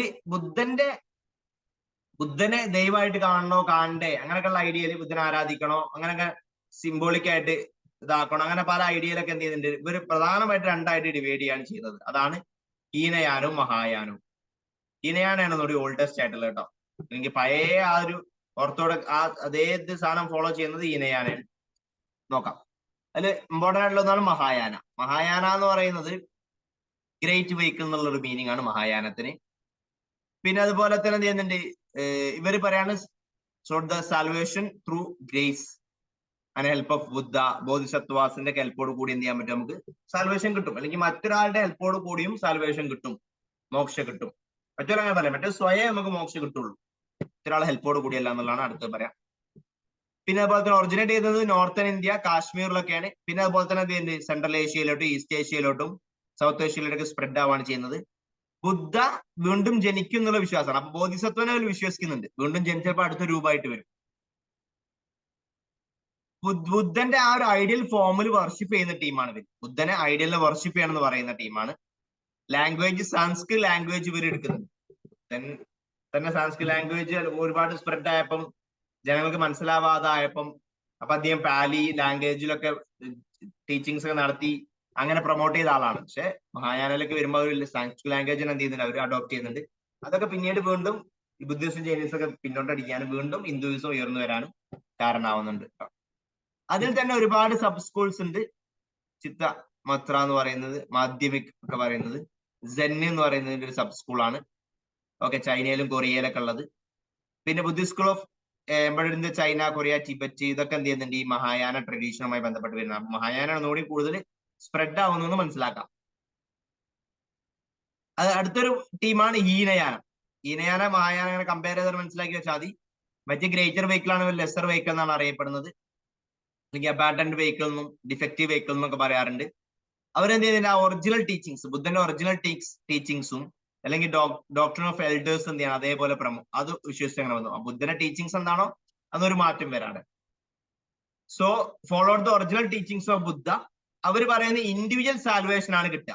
എങ്ങനെ, നമുക്ക് സെൽഫ് ഡിസിപ്ലിനിലൂടെയും മെഡിറ്റേഷനിലൂടെയും ഓരോരുത്തരും സാൽവേഷൻ കിട്ടാണ് ചെയ്യാം. അല്ലാതെ ഒരു ബോധിസത്വന്റെ ഹെൽപ്പോട് കൂടി എല്ലാം ആവശ്യമില്ല. അതുകൊണ്ട് തന്നെ ബുദ്ധ ഒരിക്കലും എന്ത് ചെയ്യൂല, ഇനി റീബോൺ ചെയ്യൂല എന്നുള്ളതാണ് അദ്ദേഹം അവര് ബിലീവ് ചെയ്യുന്നത്. ഐഡിയൽ വർഷിപ്പിൽ ബിലീവ് ചെയ്യുന്നില്ല, മറ്റൊരു ബിലീവ് ചെയ്യുമ്പോൾ ഇവർ ബിലീവ് ചെയ്യുന്നില്ല. ഇവ മറ്റൊരു സാൻസ്ക്രിറ്റ് ലാംഗ്വേജ് പ്രൊമോട്ട് ചെയ്തപ്പോൾ ഇവര് പാലി ലാംഗ്വേജ് തന്നെ മുന്നോട്ട് കൊണ്ടുപോയി. പിന്നെ അവര് പറയാണ് ബുദ്ധ വാസ് ഇന്റലക്ച്വൽ ആണെന്നുള്ളതാണ്, അല്ലാതെ എന്തല്ല നോട്ട് എ ഗോഡ്. അതുകൊണ്ട് ബുദ്ധനെ നമുക്ക് ആരാധിക്കേണ്ട ആവശ്യമില്ല. ബുദ്ധൻ ഇതിൽ 18ഓളം എന്ത് ചെയ്യുന്നുണ്ട്, സബ് സ്കൂൾസ് വരുന്നുണ്ട്. ഓക്കെ, എല്ലാം വീണ്ടും ഡിവൈഡ് ചെയ്ത് പല കഷ്ണങ്ങളായിട്ട് മാറുന്ന പോലെ ഇതും എന്ത് ചെയ്യുന്നുണ്ട്, വീണ്ടും സബ് സ്കൂൾസ് വരുന്നുണ്ട്, അറിഞ്ഞിരിക്കാം. പിന്നെ അതിന്റെ ഒരുപാട് ഇമ്പോർട്ടന്റ് ആയിട്ടുള്ള സ്കൂൾസ് ഉണ്ട്. സർവസ്തിവാദ, തേരാവാദിൻ ഒക്കെ നോക്കിക്ക, സൗദാന്തരിക, അങ്ങനെ ഒരുപാട് സബ് സ്കൂൾസ് ഈ ഹീനയാനത്തിലുണ്ട്. അതാണ് വിഷയം. അതിൽ വേറെ പ്രധാനപ്പെട്ട മറ്റൊരു ഇമ്പോർട്ടന്റ് ആയിട്ടുള്ള സ്കൂളാണ് തേരാവാദ, സർവസ്തിവാദ. ഹിനയാന മഹായാനാണ് കൂടുതലും മനസ്സിലാക്കേണ്ടത്. തേരവാദ എന്ന് പറയുന്നത് ഓൾഡർ ആണ്, പിന്നെ പോലത്തെ ഒരുപാട് കൺസർവേറ്റീവ് ആണ്. ഹിനയാനത്തിൽ തന്നെ കൂടുതൽ കൺസർവേറ്റീവ് ആണ്. ട്രഡീഷൻ ഓഫ് എൽഡേഴ്സ് ഒക്കെ ഇതിൽ പ്രൊമോട്ട് ചെയ്യുന്നത് ഹിനയാന സെക്റ്റിൽ വരുന്ന ഒരു വിഭാഗം തന്നെയാണിത്. അങ്ങനെ ചോദിക്കാറുണ്ട് ചില തേരവാദമൊക്കെ എടുത്തിട്ട് ഏത് സെക്റ്റിൽ വരുന്നതാണ്, ബുദ്ധിസ്റ്റ് ആണോ ജൈനിസ് ആണോ, അത് ബുദ്ധിസത്തിന് അല്ലെങ്കിൽ ഹിനയാനാണോ മഹായാനത്തിലാണോ, അങ്ങനെയൊക്കെ പറയാറുണ്ട്. പിന്നെ അതുപോലെ തന്നെ തേരവാദ ബുദ്ധിസ്റ്റ് ഒക്കെ to become arhats. Okay, cycle of samsara എന്നുള്ള അതിനെയാണ് ഒരു ഫ്രീഡം കിട്ടാൻ വേണ്ടി ശ്രമിക്കുന്ന ആളുകളാണ്. ഓക്കെ, അറിഞ്ഞിരിക്കാം. പിന്നെ അതുപോലെ തന്നെ തേരവാദ ബുദ്ധിസം പ്രധാനമായിട്ട് ഡെവലപ്പ് ആവുന്നത് ശ്രീലങ്കയിലൊക്കെയാണ് കേട്ടോ. പിന്നെ അതുപോലെ തന്നെ സൗത്ത് ഈസ്റ്റ് ഏഷ്യയിലോട്ട് മറ്റുള്ള Laos, Cambodia, Myanmar, Sri Lanka, Thailand ഇവിടെയൊക്കെ എന്ത് ചെയ്യുന്നുണ്ട്, സ്പ്രെഡ് ആവുന്നുണ്ട് ഏത് തേരവാദം. അവിടെയൊക്കെ നമുക്ക് കൂടുതലായിട്ട് കാണാൻ പറ്റുക തേരവാദിനായിരിക്കും.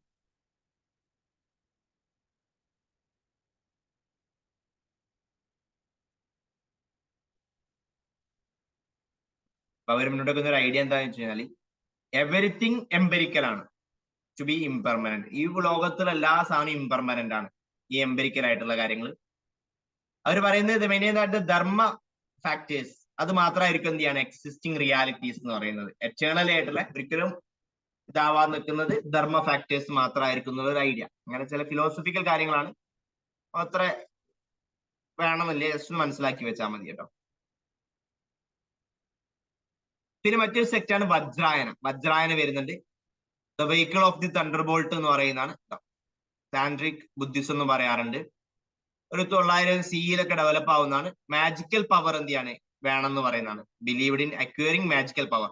ലിബറേഷൻ കിട്ടണമെങ്കിൽ കുറച്ച് മാജിക്കൽ പവറും കൂടി വേണമെന്ന് പറയുന്ന ഒരു ടീമാണ് ഇവര്. ടിബറ്റിലാണ് ഇത് പ്രധാനമായിട്ടും ഡെവലപ്പ് ചെയ്തിട്ടുള്ളത്. ഫീമെയിൽ ഡയറ്റീസിനൊക്കെ എന്ത് ചെയ്യുന്നുണ്ട്, ഇവര് വർഷിപ്പ് ചെയ്യുന്നുണ്ട് കേട്ടോ. ഈസ്റ്റേൺ ഇന്ത്യയിലൊക്കെ, ബംഗാളിലും ബീഹാറിലൊക്കെ പോപ്പുലർ ആണ്. പിന്നെ മറ്റൊരു സ്കൂളാണ് സെന്ന്. സെൻ എന്ന് പറയുന്നത് മഹായാന ബുദ്ധിസത്തിന്റെ ഒരു സബ് സ്കൂളാണ്. മഹായാനത്തിന്റെ ആണ്. ചൈനയിൽ ഒറിജിനേറ്റ് ചെയ്യുന്നതാണ്. ചാങ് ഡൈനാസ്റ്റിന്റെ അവിടെ കേട്ടോ, സ്കൂൾ ഓഫ് ചൈനീസ് ബുദ്ധിസ്റ്റിന്റെ. പിന്നെ മറ്റുള്ള പല ഇതിലും ഡെവലപ്പ് ആവുന്നുണ്ട്. ജപ്പാനിലോട്ട് സ്പ്രെഡ് ആവുന്നതാണ്. മെഡിറ്റേഷൻ ആണ് ഇവരുടെ ഏറ്റവും ഇമ്പോർട്ടന്റ് ആയിട്ടുള്ള ഒരു ഇത് പാട്ട് എന്ന് പറയുന്നത് കേട്ടോ. അങ്ങനെ ഒരുപാട് സബ് സ്കൂൾസ് ഉണ്ട് ബുദ്ധിസത്തിലും. അതിൽ തന്നെ ഹിനയാന മഹായാനത്തിലും അതിന്റെ അടിയിലൊക്കെ വരുന്ന ഒരുപാട് സബ് സ്കൂൾസ് ഉണ്ട്. ജസ്റ്റ് ഒന്ന് അറിഞ്ഞിരിക്കണം. 1-2 ഫീച്ചേഴ്സ് നിന്നിട്ട് ഏത് സ്കൂളുമായി ബന്ധപ്പെട്ട് കിടക്കുന്നതെന്ന് ചോദിച്ചു കഴിഞ്ഞാൽ നമുക്ക് ഒരു ഐഡിയ ഉണ്ടാവണം. ഇതിനു വേണ്ടിയാണ് പറയുന്നത്. ബുദ്ധിസം മുന്നോട്ട് വെക്കുന്ന നമുക്ക് തന്നിട്ടുള്ള കോൺട്രിബ്യൂഷൻസ് എന്തൊക്കെയാണ്? പിന്നെ അതുപോലെ തന്നെ എന്ത് ചെയ്യുന്നുണ്ട്, എത്തിക്കൽ ലിവിങ്ങിനാണ് കൂടുതലായിട്ട് അവർ ഇമ്പോർട്ടൻസ് കൊടുത്ത്, rather than rituals, animal sacrifice, അതൊക്കെയാണ് ഹിന്ദുയിസം ഉണ്ടായിരുന്നത് അന്ന് വേദിക് കാലഘട്ടത്തിൽ. അതിനൊക്കെ പകരം ഇത്തരം കാര്യമാണ് മുന്നോട്ട് വെക്കുന്നത്. പിന്നെ അതുപോലെ തന്നെ എക്സിസ്റ്റൻസ് ഓഫ് ഗോഡ് എന്ത് ചെയ്യുന്നില്ല, അല്ലെങ്കിൽ സോളോ അവരൊന്നും റെക്കഗ്നൈസ് ചെയ്യുന്നില്ല കേട്ടോ, അറിഞ്ഞിരിക്കാം. മിഡിൽ പാത്താണ് മുന്നോട്ട് വെക്കുന്നത്. നമുക്കല്ലാതെ എക്സ്ട്രീം ആയിട്ടുള്ള ഈ ഇത്തരത്തിലുള്ള റിച്വൽസും കാര്യങ്ങളൊന്നും വേണ്ട, ഒരു മിഡിൽ പാത്തിലൂടെ മുന്നോട്ട് പോയാൽ മതി എന്നുള്ളതാണ്. പിന്നെ അതുപോലെ തന്നെ പ്രധാനമായിട്ടും ലിബറൽ ആൻഡ് ഡെമോക്രാറ്റിക് വാല്യൂസ് ഒക്കെ മുന്നോട്ട് വെക്കുന്നുണ്ട്. സ്ത്രീകൾക്കും ആവശ്യമായ പരിഗണന കിട്ടുന്നുണ്ട് പുരുഷന്മാരെ പോലെ തന്നെ. കാസ്റ്റ്, വർണ്ണ സിസ്റ്റം ഇതിനൊക്കെ എന്ത് ചെയ്യുന്നുണ്ട്, ഹൈറാർക്കി, ഡിസ്ക്രിമിനേഷൻ ഇതൊക്കെ എന്ത് ചെയ്യുന്നുണ്ട്, ഒപ്പോസ് ചെയ്യുന്നുണ്ട്. പിന്നെ അതോറിറ്റി ഓഫ് വേദ ചലഞ്ച് ചെയ്യുന്നുണ്ട്. ഓക്കെ, ഫെയ്ത്ത് ഇപ്പൊ വേദാസ് നമ്മൾ കണ്ണും പൂട്ടിയിട്ട് വിശ്വസിക്കേണ്ട ആവശ്യമൊന്നും ഇല്ല എന്നുള്ള ഒരു ഐഡിയ ആണ് ആര് മുന്നോട്ട് വെക്കുന്നത്, ബുദ്ധിസം മുന്നോട്ട് വെക്കുന്നത്. അല്ലാതെ നമുക്ക് എന്ത് ചെയ്യാം, റാഷണൽ ബേസിൽ ആവശ്യമുള്ള മാത്രം വിശ്വസിച്ചാൽ മതി, ആ രീതിയിലാണ് എന്ത് ചെയ്തത് ബുദ്ധിസം മുന്നോട്ട് വെക്കുന്നത്. ഓക്കെ, ഇതാണ് ബുദ്ധയുമായി ബന്ധപ്പെട്ട് അറിയേണ്ടത്. അപ്പൊ ബുദ്ധ ഇങ്ങനെയൊക്കെ ആണെങ്കിൽ കൂടി എന്ത് ചെയ്യുന്നുണ്ട്, പിന്നെ ആട്ടം കൾച്ചറിൽ നോക്കാം. ആട്ടം കൾച്ചറിലും അവരുടെ കോൺട്രിബ്യൂഷൻ നോക്കുകയാണെങ്കിൽ ഓവറോൾ ലൈഫ് സ്റ്റൈൽ കോൺട്രിബ്യൂഷൻ പറഞ്ഞു. ആട്ടം കൾച്ചറിലാണെങ്കിൽ സ്തൂപാസ്, സാഞ്ചിയിലായാലും ബർഹട്ടിലായാലും ഗയയിലായാലും ഒക്കെ എന്ത് ചെയ്യുന്നുണ്ട്, സ്തൂപാസ്, ചൈത്യാസ്, വിഹാരാസ്, എഡ്യൂക്കേഷൻ പ്രൊമോട്ട് ചെയ്തു അല്ലെ. ഒരുപാട് റെസിഡൻഷ്യൽ യൂണിവേഴ്സിറ്റീസ് ഉണ്ടാക്കി, ടാക്സിലും നളന്തയിലും വിക്രമശ്രീയിലൊക്കെ. നമ്മളത് ആട്ടം കൾച്ചറിൽ ഞാൻ പറഞ്ഞിട്ടുണ്ട്, ഓരോ പ്രധാനപ്പെട്ട ഇന്ത്യയിലെ യൂണിവേഴ്സിറ്റീസ്, മുമ്പുണ്ടായിരുന്ന യൂണിവേഴ്സിറ്റീസ് നോക്കി വെക്കണേ. എവിടെ എവിടെ ഏത് കാലഘട്ടത്തിൽ ഏത് രാജാക്കന്മാരാണ് പ്രൊമോട്ട് ചെയ്തത് നോക്കിയെടുക്കാം. പിന്നെ പാലി ലാംഗ്വേജ്, മറ്റുള്ള ലോക്കൽ ലാംഗ്വേജ് ഒക്കെ എന്ത് ചെയ്യുന്നുണ്ട്, പ്രൊമോട്ട് ചെയ്യുന്നുണ്ട്. ഇന്ത്യൻ കൾച്ചർ മറ്റുള്ള രാജ്യങ്ങളിലോട്ടും, parts of Asia, especially south east Asia, China, Korea, Japan, ഇവിടേക്കൊക്കെ ഈ ബുദ്ധിസ്റ്റ് കൾച്ചർ എന്ന് പറയുന്നത് ഇന്ത്യൻ കൾച്ചറാണ്. അതൊക്കെ സ്പ്രെഡ് ചെയ്യുന്നത് എന്താണ്, ഈ ഒരു ഇവരുടെ ഒരു കോൺട്രിബ്യൂഷൻ ആയിട്ട് പറയാൻ പറ്റും. ഇതൊക്കെയാണ് ബുദ്ധിസത്തിന്റെ കോൺട്രിബ്യൂഷൻസ്. ബുദ്ധിസവുമായി ബന്ധപ്പെട്ട ചില ഇമ്പോർട്ടന്റ് ടേംസ് അടിയിൽ കൊടുക്കുന്നുണ്ട്, അത് നോക്കിയേക്കാം. അർത്ഥാസ്, അർഹട്സ് എന്ന് പറയുന്ന ലിബറേറ്ററി ബീയിങ്സിനെ പറയുന്ന പേരാണ്. നിർവാണ, സുപ്രീം ബ്ലിസ് കിട്ടുന്ന ഒരു അവസ്ഥ, ഏറ്റവും സുപ്രീം ആയിട്ടുള്ള നമുക്ക് ഒരു ഹാപ്പിനെസ് കിട്ടല്ലോ അവസ്ഥ. ഒരിക്കലും ഇപ്പൊ ഇന്ന് നമുക്ക് ഹാപ്പി, നാളെ ഹാപ്പി ആവണമെന്നില്ല. സമയത്ത് ഒരിക്കലും നമ്മൾ സന്തോഷം പിന്നെ പോവാത്ത രീതിയിലുള്ള സന്തോഷം കിട്ടുന്ന ഒരു സ്റ്റേജ് ആണ് നമ്മൾ ബ്ലിസ് എന്ന് പറയുന്നത്, നിർവാണ എന്ന് പറയും. ഷീൽ എന്ന് പറയുന്നുണ്ട്. പിന്നെ അതുപോലെ തന്നെ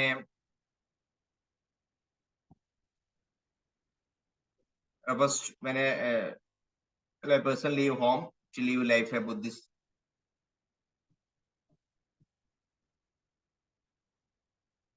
കമ്മ്യൂണിറ്റി ബിക്കുസ് അവരുടെ അതുമായിട്ട് കൂട്ടിച്ചേരുന്ന എന്ന് പറഞ്ഞ ഷീൽ. ശ്രമണ എന്ന് പറയുന്നതാണ്. പിന്നെ അതുപോലെ തന്നെ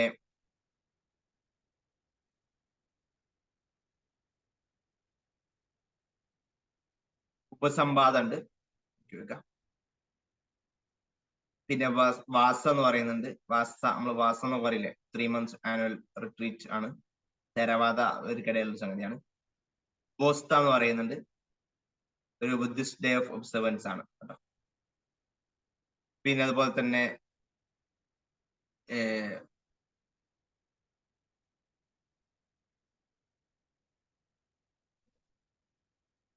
പവറാണ്, assembly of the end of Vassa പറയുന്നതാണ് ആ ഒരു അസംബ്ലി. അതുപോലെ തന്നെ പ്രസാദ എന്ന് പറയുന്നതാണ് റിസ്റ്റോറേഷൻ ഓഫ് റോസ്. അങ്ങനെ ചില ടേംസ് എന്താണ് ഡീറ്റെയിൽ ആയിട്ട് ഇല്ലെങ്കിലും എന്താണ് സംഗതി എന്നുള്ളത് ജസ്റ്റ് ഒന്ന് മാത്രം എന്ത് ചെയ്യാം, പിന്നെ മനസ്സിലാക്കി വെക്കാം. ഓക്കെ,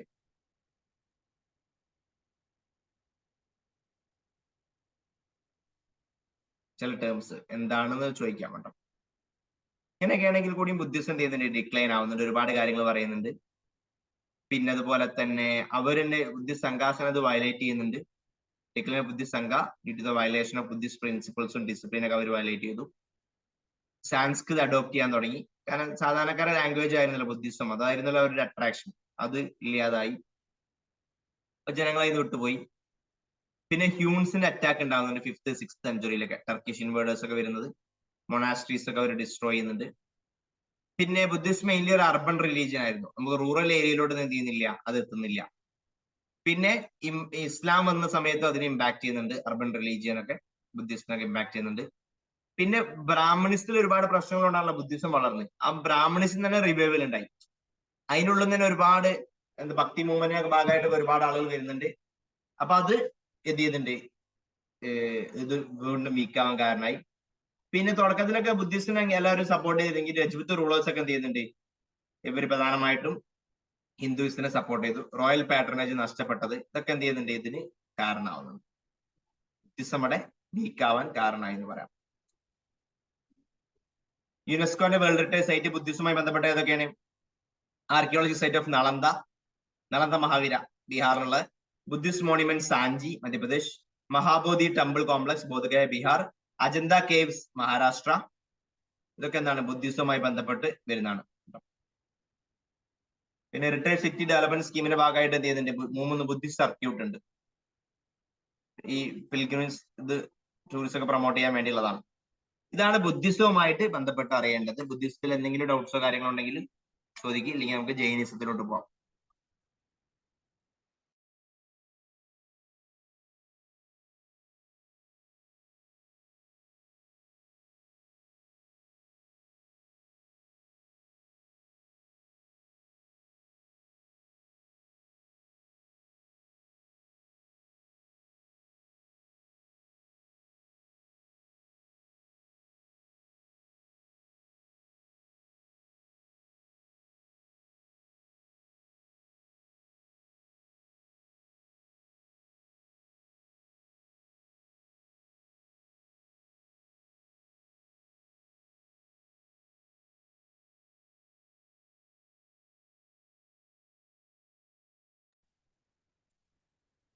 ഓക്കെ, അടുത്താണ് ജൈനിസം.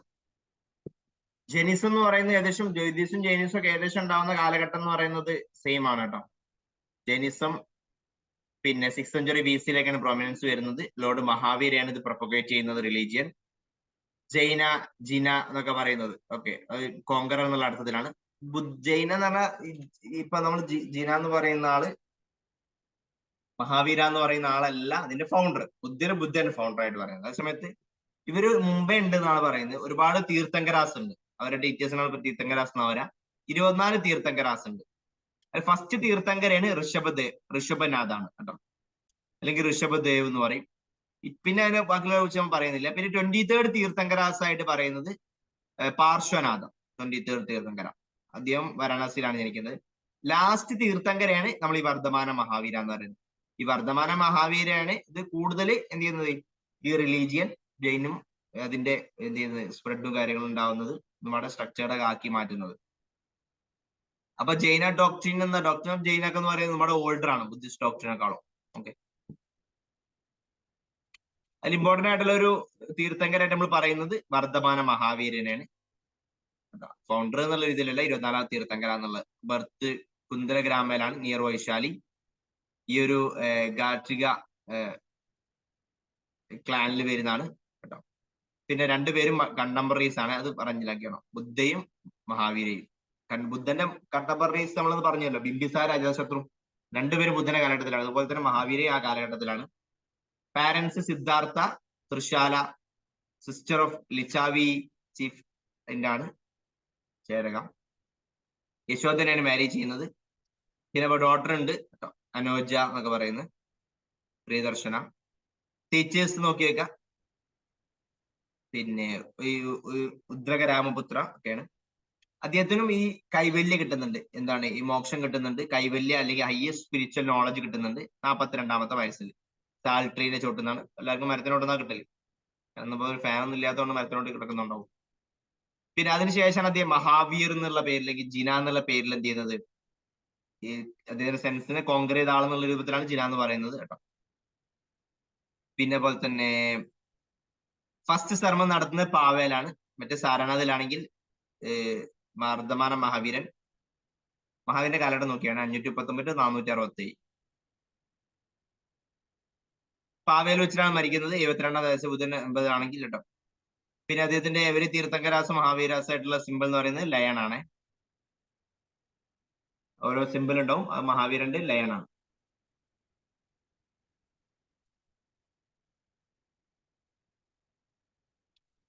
ടേൺസ് ഓഫ് ജൈനിസ് ആയിട്ട് നമ്മൾ പറയാറുണ്ട്. എന്തൊക്കെയാണ്? Belief in gods. Okay, belief in god. Jainism എന്ത് ചെയ്യുന്നുണ്ട്, എക്സിസ്റ്റൻസ് ഓഫ് ഗോഡ് പറയുന്നുണ്ട്.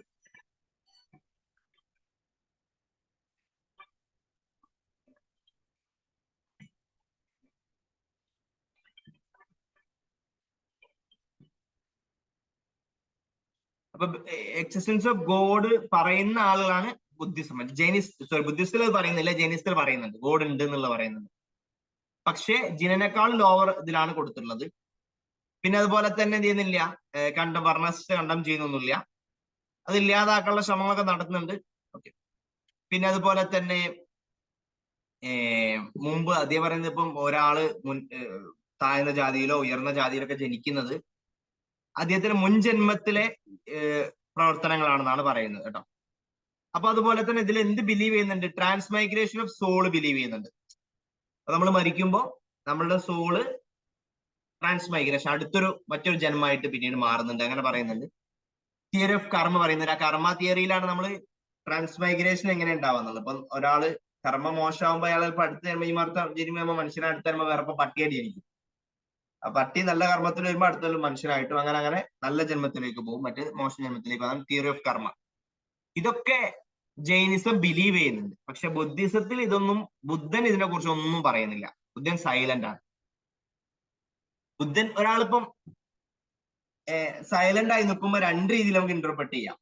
ഒന്നെങ്കിൽ ആ സൈലന്റിന്റെ അർത്ഥം ഇല്ല എന്നാണ്, സൈലന്റിന്റെ അർത്ഥം ഉണ്ട് എന്നാണ്. ബുദ്ധിന് ശേഷം വരുന്ന ടീം രണ്ട് ഇന്റർപ്രിട്ടേഷൻ വന്നിട്ട് രണ്ടായിട്ടൊക്കെ മാറുന്നുണ്ട് കേട്ടോ. ബുദ്ധന്റെ സൈലൻസ് എന്ന് പറയുന്നത് ഗോഡ് ഉണ്ട് എന്നാണ് പറയുന്നുണ്ട്. ബുദ്ധൻ സൈലൻസ് എന്ന് പറയുന്നത് ഇല്ല എന്നാണ്, രണ്ടു രീതി പറയുന്നുണ്ട്. പിന്നെ ഇവര് മുന്നോട്ട് വെക്കുന്ന ഒരുപാട് തിയറീസ് ഉണ്ട്. അതിലൊരു തിയറിയാണ് അനേകാന്തവാദം. അനേകമാണെന്ന് പറയുന്നുണ്ടോ. ട്രൂത്ത് എന്ന് പറയുന്നത് ഒരുപാടുണ്ട്. അൾട്ടിമേറ്റ് ട്രൂത്ത് എന്ന് പറയുന്നത് ഓക്കെ, കോംപ്ലക്സ് ആണ്. അതുപോലെ തന്നെ മൾട്ടി ആസ്പെക്ട്സ് ആണ്. അതിനെ തിയറി ഓഫ് പ്ലൂരാലിറ്റി എന്ന് പറയുന്നത്. ഇപ്പം ഓരോ ആളുകളുടെ കണ്ണിലും സത്യം എന്ന് പറയുന്നത് ഡിഫറെന്റ് ആണെന്നുള്ളതാണ് അർത്ഥം. ഉദാഹരണമായിട്ട് അവർ മുന്നോട്ട് വെക്കുന്ന ഒരു ഒരു ഒരു സ്റ്റോറി പറയുന്നുണ്ട്. ഇപ്പൊ ഒരു കണ്ണ് കാണാത്ത ആളും 6 കണ്ണ് കാണാത്ത ആൾക്കാരും ഒരു ആനയും. അപ്പൊ ഈ 6 പേര് എന്ത് ചെയ്യുന്നുണ്ട്? 6 ബ്ലൈൻഡ് മാൻ ആൻഡ് എലിഫന്റ് എന്ന് പറയുന്നത്. ആ 6 പേരും എന്താണ് ആന ചോദിക്കുമ്പോ ഒരാള് വാല് തൊട്ടിട്ട് ആന ഒരു ചൂല് പോലെയാണെന്നും, ഒരാള് ചെവി തൊട്ട് മുറം പോലെയാണ്, കാല് തൊട്ട് പില്ലാറ് പോലെയാണ്. അങ്ങനെ അങ്ങനെ ഓരോരുത്തരും ഓരോന്ന് തൊട്ടിട്ട് ഒരു ആനായിട്ട് തോന്നുന്നത് അതാണ്. അപ്പൊ അത് അവരുടെ ആസ്പെക്റ്റിൽ എന്താണ് ശരിയാണ്. പക്ഷെ കണ്ണ് കാണുന്ന ഒരാളെ ആംഗിളിൽ നിന്ന് നോക്കുമ്പം ആന എന്ന് പറയുന്നത് എല്ലാം കൂടി കൂടിയതാണ്. അപ്പൊ അതാണ് അനേകാന്തവാദ എന്ന് പറയുന്നത്. സത്യം എന്ന് പറയുന്നത്, റിയാലിറ്റി എന്ന് പറയുന്നത് ഓരോരുത്തരുടെ കണ്ണിലും ഡിഫറെന്റ് ആയിരിക്കും എന്നുള്ള അർത്ഥത്തിലാണ്. സ്യാദ്വാദ എന്ന് പറയുന്നുണ്ട്. അപ്പൊ അവർ പറയുന്ന ഒരു തിയറിയാണ്, ഓൾ ജഡ്ജ്മെന്റ്സ് ആർ കണ്ടീഷനിലാണ്. ഓക്കെ, ഓരോ കണ്ടീഷൻസിൽ എന്ത് ചെയ്യുന്നുണ്ട്? Holding good only in certain conditions. അപ്പൊ ഒരു സാധനം കംപ്ലീറ്റ് ട്രൂത്ത് അല്ല, കംപ്ലീറ്റ് തെറ്റുമല്ല. അതുകൊണ്ട് സ്യാദ് പറയാം, നമ്മുടെ അഭിപ്രായത്തിൽ നിന്നുള്ള, അല്ലെങ്കിൽ എന്റെ അറിവിൽ ഇങ്ങനെ വെച്ചിട്ട് പറഞ്ഞാൽ മതി. ഓക്കെ, ഡിഫറെന്റ് പ്രോബബിലിറ്റി കാണിക്കുന്നതാണ് സ്യാദ്വാദ, പ്രോബബിലി എന്നുള്ള ഒരർത്ഥത്തിൽ കേട്ടോ. ഇങ്ങനെ എന്റെ അറിവിൽ ഇതിങ്ങനെയാണ്. അപ്പം ആന എന്ന് പറയുമ്പോൾ ഒരാൾ വാലാണ് ഇങ്ങനെ ചൂല് പോലെയാണെന്ന് ഒരു ബ്ലൈൻഡ് മാൻ പറയുമ്പോൾ അത് തെറ്റായി. അതേ സമയത്ത് സ്യാദ്വാദ ഉപയോഗിച്ചിട്ട് എന്റെ അഭിപ്രായത്തിൽ നിന്നൊരു മീനിങ് വേണമെങ്കിൽ കൊടുക്കാം, മേ ബി, അല്ലെങ്കിൽ ഈ എന്റെ നോളജ് വെച്ച് ഇത് ഇങ്ങനെയാണെന്ന് പറഞ്ഞാൽ അത് പാർഷ്യലി ട്രൂ ആയി, അല്ലെ, ഫുൾ തെറ്റാവില്ല. അതാണ് പറയുന്നത് സ്യാദ്വാദം. പിന്നെ അത് അത്ര ഡീറ്റെയിലായിട്ടൊന്നും പോകണ്ട, ഫിലോസഫിയിൽ പറയുന്ന കാര്യങ്ങളാണ്, ഓപ്ഷനിലൊക്കെ പഠിക്കാനുള്ളതാണ്. ബുദ്ധൻ പറയുന്ന 5 ഡോക്ട്രിൻസ് ഉണ്ട് ജൈനിസത്തിലെ. Ahimsa, non injury to living being; satya, non speak lie; asteya, not steal; aparigraha, not acquire property; brahmacharya. പിന്നെ ബ്രഹ്മചാര്യ, അങ്ങനെ 5 ഡോക്ട്രിൻസ് പറയുന്നുണ്ട്. പിന്നെ അതിൽ പറയുന്നത്, നമ്മളിപ്പോ ഫോർ നോബിൾ ട്രൂത്ത് പറഞ്ഞ പോലെ ഇവിടുത്തെ ഇമ്പോർട്ടന്റ് ആയ കാര്യം 3 ജ്വൽസ് ആണ്, അല്ലെങ്കിൽ 3 രത്ന എന്ന് പറയും. അപ്പം ഇതിന്റെ എല്ലാവരുടെ ലക്ഷ്യം എന്ന് പറയുന്നത് ലിബറേഷൻ കിട്ടുക എന്നുള്ളതല്ലേ. പിന്നെ അതിൽ 3 ജ്വൽ പാത്ത് പറയുന്നുണ്ട്. ഏതൊക്കെയാണ്? Right faith, right knowledge, right action. ഈ 3 കാര്യത്തിലൂടെ നമുക്ക് ഇത് കിട്ടുക, ലിബറേഷൻ. അതിനെ പറഞ്ഞ പേരാണ് 3 രത്ന. പിന്നെ ജൈനിസം സ്പ്രെഡ് ആവുന്നത് സംഘാസിലൂടെയാണ്. സ്ത്രീകളും പുരുഷന്മാരും ഒക്കെ ഉണ്ടായിരുന്നു കേട്ടോ. ചന്ദ്രഗുപ്ത മൗര്യ, കാരവേലി ഓഫ് കലിംഗ, അങ്ങനത്തെ ആളുകളൊക്കെ എന്ത് ചെയ്യുന്നുണ്ട്? ഇതിനെ കടമ്പാസും ചാലൂക്യാസും രാഷ്ട്രകൂടാസും ഒക്കെ എന്ത് ചെയ്യുന്നുണ്ട്? സപ്പോർട്ട് ചെയ്ത് അങ്ങനെ സ്പ്രെഡ് ആവുന്നുണ്ട്. അതിലൊരാളാണ് ഭദ്രബാഹു. ഓക്കെ, ചന്ദ്രഗുപ്ത മൗര്യന്റെ ഗുരുവാണ്. അദ്ദേഹം തന്നെ സൗത്ത് ഇന്ത്യയിലോട്ട് പോരുകയാണ് ചെയ്യുന്നത് കേട്ടോ. അങ്ങനെ അദ്ദേഹം തന്നെ പിന്നെ അതുപോലെ അതേ സമയത്ത് 2 ആളുണ്ട്. ഒന്ന് ഭദ്രബാഹു കൊണ്ട് ശ്രാവണ ബൽഗോള കർണാടകയിലോട്ട് പോകുന്നു. അതിന്റെ കൂടെ തന്നെ ഇയാളും പോരുന്നുണ്ട്. ചന്ദ്രഗുപ്ത മൗര്യ നമ്മൾ പറഞ്ഞല്ലോ കഴിഞ്ഞ ദിവസം. അതിനുശേഷം മകനെ ഏൽപ്പിച്ചിട്ട് പോരുന്നുണ്ട്. അതേസമയത്ത് സ്ഥൂലഭാവം അവിടെ തന്നെ നിന്ന് നോർത്ത് ഇന്ത്യയിൽ തന്നെ. അങ്ങനെ അദ്ദേഹം 2 സെൻട്രലാണ്. ഒരാൾ നോർത്ത് ഇന്ത്യയിൽ സ്ഥൂലത്തിൽ നിന്ന് ആലോചിച്ചാൽ മതി. മറ്റേ ഭദ്രഭാവം ഇങ്ങോട്ട് പോകുന്നു. പിന്നെ അതുപോലെ തന്നെ അതിന്റെ ശേഷം എന്ത് ചെയ്യുന്നുണ്ട്? Bhadrabahu return, after Bhadrabahu return with his followers, Jainism split ആയിട്ടുണ്ട് 2 ടീമായിട്ട്. അതാണ് ശ്വേതംബരാസും ദിഗംബരാസും, 2 വിഭാഗം. നേരത്തെ ഹീനയാന മഹായാന പറഞ്ഞ പോലെ ശ്വേതംബരാസ് വൈറ്റ് ക്ലാഡ് ആണ്, നോർത്തേണേഴ്സ് എന്ന് അറിയപ്പെടും. അവർ സ്ക്ലൈ കാർഡ് ആണ്, നെയ്ക്കഡ് ആണ് സദേണേഴ്സ്. ഈ ദിഗംബരാസ് പറഞ്ഞ ഡ്രസ് ഒന്നും വേണ്ട, ഒന്നും ഡ്രസ് ഇല്ലാതെ നടക്കാന്ന് പറയുന്ന ആൾക്കാർ ദിഗംബരാസ്. ശ്വേതംബരാസ് എന്ന് പറയുന്നത് വൈറ്റ് ഡ്രസ് എടുക്കാം എന്നുള്ള ഒരു അഭിപ്രായത്തിലാണ്. അതാണ് അതില് അറിയേണ്ട കാര്യം.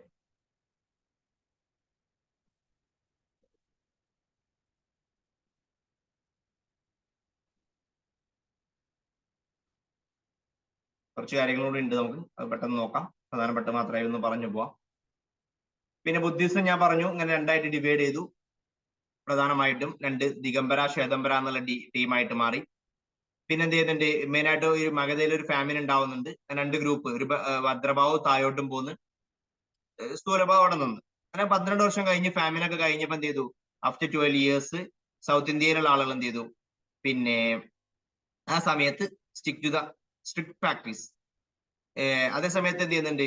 മഗധയിലുള്ള ആളുകൾ, അവിടെ നിന്ന ആളുകൾ എന്ത് ചെയ്തു? ഒന്നുപാടെ ഒരു ലാക്സ് ആറ്റിറ്റ്യൂഡ് എടുക്കുന്നുണ്ട്. ക്ലോത്ത് ഒക്കെ ധരിക്കാൻ തുടങ്ങി. ജൈനത്തിന്റെ യഥാർത്ഥ തിയറി കുറച്ച് മാറിപ്പോയി എന്ന് വേണമെങ്കിൽ പറയാം.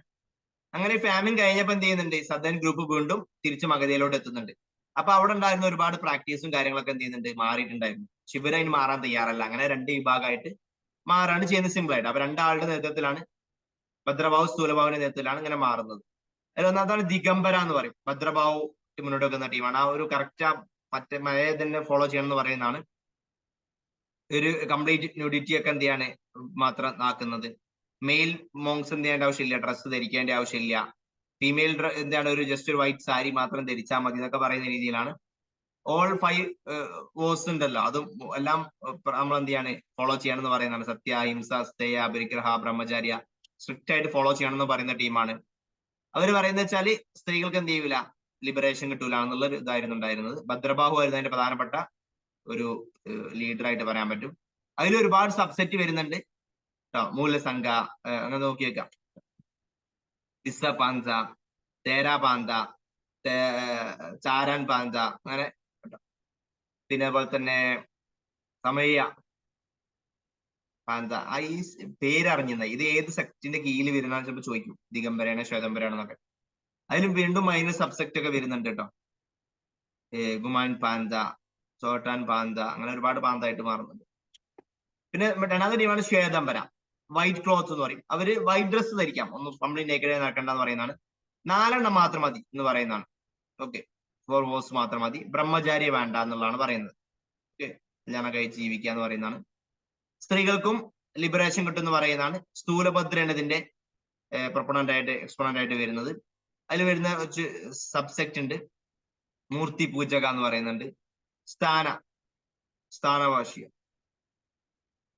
പിന്നെ പറയുന്നത് തേരാപാന്തി. തേരാപാന്തി ഇതിന്റെ കീഴിൽ വരുന്ന ഒരു ക്വസ്റ്റ്യൻ പ്രിലിംസിൽ ചോദിച്ചിട്ടുള്ള ഡൗട്ട് ഉണ്ട്. ബുദ്ധിസ്റ്റിൽ 4 കൗൺസിലിനായപ്പം ജൈനിസ്റ്റിൽ 2 കൗൺസിലാണ് പ്രധാനപ്പെട്ട കൗൺസിൽ. ഫസ്റ്റ് 300, മറ്റേ 383 അല്ലായിരുന്നു. പാടലിപുത്ര മറ്റേ രാജഗൃഹായിരുന്നു ഫസ്റ്റ്. ചെയർപേഴ്സൺ സ്ഥൂലഭദ്രു, ചന്ദ്രഗുപ്ത മൗര്യന്റെ പെട്രണേജിലാണ്. 12 അങ്കാസ് കമ്പാരിസൺ നടത്തുന്നുണ്ട്, വല്ല റൈറ്റിംഗ്സ് ആണത്. പിന്നെ 512 രണ്ടാമത്തെ വല്ലഭിയിലാണ്. പിന്നെ പോലെ തന്നെ ദേവ രാജഗാൻ ഫൈനൽ കമ്പാരിസൺ നടക്കുന്നുണ്ട്. 12 അങ്കാസ്, 12 ഉപങ്കാസ് ഉണ്ടാവുന്നുണ്ട്. അറിഞ്ഞിരിക്കണം. മറ്റേ രണ്ടും മറ്റേതാണ്. ചില ടേംസ് നോക്കി വെക്കുക. അശ്രവ്, ഇൻഫ്ലോ ഓഫ് കർമ്മ എന്ന് പറയുന്ന പേരാണ്.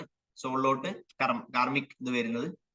സംവാര, ഈ ഇതിനെ നമ്മൾ കാർമിക് ഇൻഫ്ലക്സിനെ സ്റ്റോപ്പ് ചെയ്യുന്നതിന് പറയുന്ന പേരാണ് സംവാര. നിരഞ്ജന എന്ന് പറയുന്നത് എന്താണ്, ഓൾറെഡി ഉണ്ടായിരുന്ന കാര്യങ്ങൾ റിമൂവ് ചെയ്യുക. സെല്ലേഖാനം നോക്കിയാൽ സെല്ലേഖാനം എന്ന ഒരു പ്രാക്ടീസ് ഞാൻ പറഞ്ഞല്ലോ. നമ്മള് ചന്ദ്രഗുപ്ത മൗര്യ ഈ ഇത് ചെയ്തെന്ന് പറഞ്ഞില്ലേ, ഒന്നും ഭക്ഷണം കഴിക്കാതെ അങ്ങനെ നിന്ന് മരിക്കുക, അതാണ് സെല്ലേഖാനം. കൈവല്യ, മോക്ഷം കിട്ടുന്നതാണ്. കേവലജ്ഞാനം കിട്ടുന്നതിന് പറയുന്ന പേരാണ് കൈവല്യ. ആ ടേംസ് ഒക്കെ ഒന്ന് ജസ്റ്റ് മനസ്സിലാക്കി വെക്കുക കേട്ടോ. ജൈനന്റെ ഒരുപാട് ലിറ്ററേച്ചർ ഉണ്ട്. ഇമ്പോർട്ടന്റ് ലിറ്ററേച്ചർ നോക്കുകയാണെങ്കിൽ കോണിക്കൽ ലിറ്ററേച്ചർ, പിന്നെ അതുപോലെ തന്നെ സ്റ്റാർട്ട് ചെയ്യുന്ന ആദിനാഥാണ്. ഋഷഭ്നാഥ് ഫസ്റ്റ് തീർത്ഥങ്കര മുതലേ സ്റ്റാർട്ട് ചെയ്യുന്നുണ്ട് പറയുന്നുണ്ട്. പിന്നെ ഈ തീർത്ഥങ്കരാസിന്റെ ഒക്കെ ടീച്ചിങ്സ് നമ്മൾ പറയുന്ന പേരാണ് പൂർവ എന്ന് പറയും. പിന്നെ ജെയിൻ ലിറ്ററേച്ചറിനെ ജെയിൻ അങ്കമാസ് എന്നും പറയാറുണ്ട് കേട്ടോ. Conical text Mahavira teaching base ചെയ്തിട്ടാണ്. അത് വീണ്ടും ഡിവൈഡ് ചെയ്യുന്നുണ്ട്. അങ്കാസ്, മൂലസൂത്ര, ഉപങ്കാസ്, അങ്ങനെ പലതാക്കി ഡിവൈഡ് ചെയ്യുന്നുണ്ട്. ചേതസൂത്ര ഒക്കെ ഉണ്ട്, ഉലികസൂത്ര ഒക്കെ. അതില് കൽപ്പസൂത്ര അത് ഭദ്രബാഹു ആണ് എഴുതുന്നത് കേട്ടോ. ബയോഗ്രഫീസ് ഓഫ് ജെയിൻ തീർത്ഥങ്കരാസ് ഒക്കെ പറയുന്നത് കൽപ്പസൂത്രയിലാണ്, ഭദ്രബാഹുവിന്റെ ആണ്. മെയിൻലി പ്രാകൃതാണ്. ജൈനിസം, ബുദ്ധിസം പാലി ലാംഗ്വേജ് ആണെങ്കിൽ മെയിൻ ആയിട്ട് പ്രാകൃതിലാണ്. പിന്നെ അകം അല്ലെങ്കിൽ കനോണിക്കൽ ലിറ്ററേച്ചർ ഉണ്ട്, അകം സൂത്രാസ് എന്നൊക്കെ പറയും കേട്ടോ. പിന്നെ അതുപോലത്തെ റിലീജിയൻ ആയിട്ടുള്ള ഒരുപാട് അവരുടെ ഒരു സാക്രഡ് ബുക്കാണ് ഇത്. അർദ്ധമഗതിയിലാണ് ഇതുള്ളത്. നോക്കിയാണ് ലാംഗ്വേജ്, മറ്റേത് ഇതല്ല. ഒരു പ്രാകൃതിന്റെ ഒരു ഫോം തന്നെയാണ് അർദ്ധമഗതി ലാംഗ്വേജ് ആണ്. പിന്നെ നോൺ അകം ലിറ്ററേച്ചർ ഉണ്ട്. പിന്നെ അതുപോലെ തന്നെ കമന്ററി ആയിട്ടുള്ള ഒരുപാട് ഇതിന് എക്സ്പ്ലനേഷൻ, ഈ അകം ലിറ്ററേച്ചറിന്റെ എക്സ്പ്ലനേഷൻ എന്ന് പറയുന്ന പേരാണ് നോൺ അകം ലിറ്ററേച്ചർ എന്ന് പറയുന്നത്. ഇൻഡിപെൻഡന്റ് വർക്കാണ്, ഒരു സ്കോളേഴ്സ് ഉണ്ടാക്കിയിട്ടുള്ളതായിരിക്കും കേട്ടോ. പിന്നെ പല ലാംഗ്വേജിലും പ്രാകൃത്, സംസ്കൃത് അങ്ങനെ തുടങ്ങിയിട്ടുള്ള എല്ലാ ലാംഗ്വേജിലും നമുക്കിത് കാണാൻ പറ്റും. ജർമ്മനിലും ഇംഗ്ലീഷിലൊക്കെ ഉണ്ട്. പിന്നെ ജൈനിസിന്റെ ആർക്കിടെക്ചർ ആണ് ഇവരും ഉണ്ടാക്കുന്നുണ്ട്. ബുദ്ധിസ്റ്റിനാണ് കൂടുതൽ. ഇവരുണ്ടാക്കുന്ന ഒരു സാധനമാണ് മനസ്തംഭ. ഓക്കെ, ഫ്രണ്ട് സൈഡ് ഓഫ് ടെമ്പിളിൽ നമുക്ക് കാണാൻ പറ്റുന്നതാണ്. റിലീജിയസ് ഇമ്പോർട്ടന്റ് ആണ്, ഒരു ഓർണമെന്റൽ പില്ലർ ആണ് പിലാൻ സ്ട്രക്ചർ. തീർത്ഥങ്കരാസിന്റെ ഇമാജും കൂടി ക്യാരി ചെയ്യുന്ന ടോപ്പിൽ അതിനെ പറയുന്ന പേരാണ് മനസ്തംഭ എന്ന് പറയും. പിന്നെ ബസാദിസ് എന്ന് പറയുന്നുണ്ട്, ജെയിൻ മൊനാസ്റ്റിക് എസ്റ്റാബ്ലിഷ്മെന്റ് ആണ്. ടെമ്പിൾസ് ഓഫ് കർണാടക പറയുന്ന പേരാണ്. പിന്നെ ഇവർ പറയുന്ന കേവ്സ് ഉണ്ട്, ലയാന, ഗുംഫാസ് എന്നൊക്കെ പറയുന്നത്, എല്ലോറ കേവ്സ്, മങ്കി തുങ്കി കേവ് മഹാരാഷ്ട്ര, മുങ്കി തുങ്കി മഹാരാഷ്ട്ര ഒക്കെയാണ്. Gajpanth caves Maharashtra, Udayagiri Khandagiri caves Odisha, Hathigumpha cave, Hathigumpha inscription ഒക്കെ അല്ലേ ഒഡീഷ, സിത്തനവാസൽ കേവ് തമിഴ്നാടു. നമ്മൾ കേവ് പെയിന്റിംഗ് പറഞ്ഞപ്പോൾ സിത്തനവാസൽ പെയിന്റിംഗ് തമിഴ്നാട് പറഞ്ഞിരുന്നു. പിന്നെ സ്റ്റാറ്റ്യൂട്ട് നമുക്ക് കാണാൻ പറ്റും, ഗോമതേശ്വരയിലുണ്ട്, ഈ ബാഹുബലി സ്റ്റാറ്റ്യൂട്ട് ഉണ്ട്, ശ്രാവണ ബൾഗോളയിലാണ് കർണാടകയിൽ കേട്ടോ, ഋഷഭനാഥിന്റെ ഇതാണ്. പിന്നെ ജെയിൻലായ എന്ന് പറയുന്ന ടെമ്പിൾ ആണ്, ദിൽവാര ടെമ്പിൾ മൗണ്ട് അബൂൽ ഉണ്ട് രാജസ്ഥാനിൽ, ഗിർനാർ പാലിറ്റാന ടെമ്പിൾ ഗുജറാത്തിൽ, മുക്തഗിരി ടെമ്പിൾ മഹാരാഷ്ട്ര, അതൊക്കെ അവരുടെ ടെമ്പിൾസ് ആണ്. ഞാൻ പറയാൻ ഇതും ആർക്കിടെക്ചറൽ, ഇതും ജൈനിസവുമായി ബന്ധപ്പെട്ട് പറയാൻ പറ്റും. ഇവരുടെ കോൺട്രിബ്യൂഷൻ എന്താണ്? നോൺ വയലൻസ് ഇവർ മുന്നോട്ട് വെക്കുന്നുണ്ട്, പ്രാകൃത് കന്നഡ ലാംഗ്വേജ് പോലത്തെ കാര്യങ്ങൾ അവർ പ്രൊമോട്ട് ചെയ്യുന്നുണ്ട്, അർദ്ധമഗതി പോലത്തെ ലാംഗ്വേജ് പ്രൊമോട്ട് ചെയ്യുന്നുണ്ട്. പിന്നെ പോലെ തന്നെ ന്യൂ ഫിലോസഫി,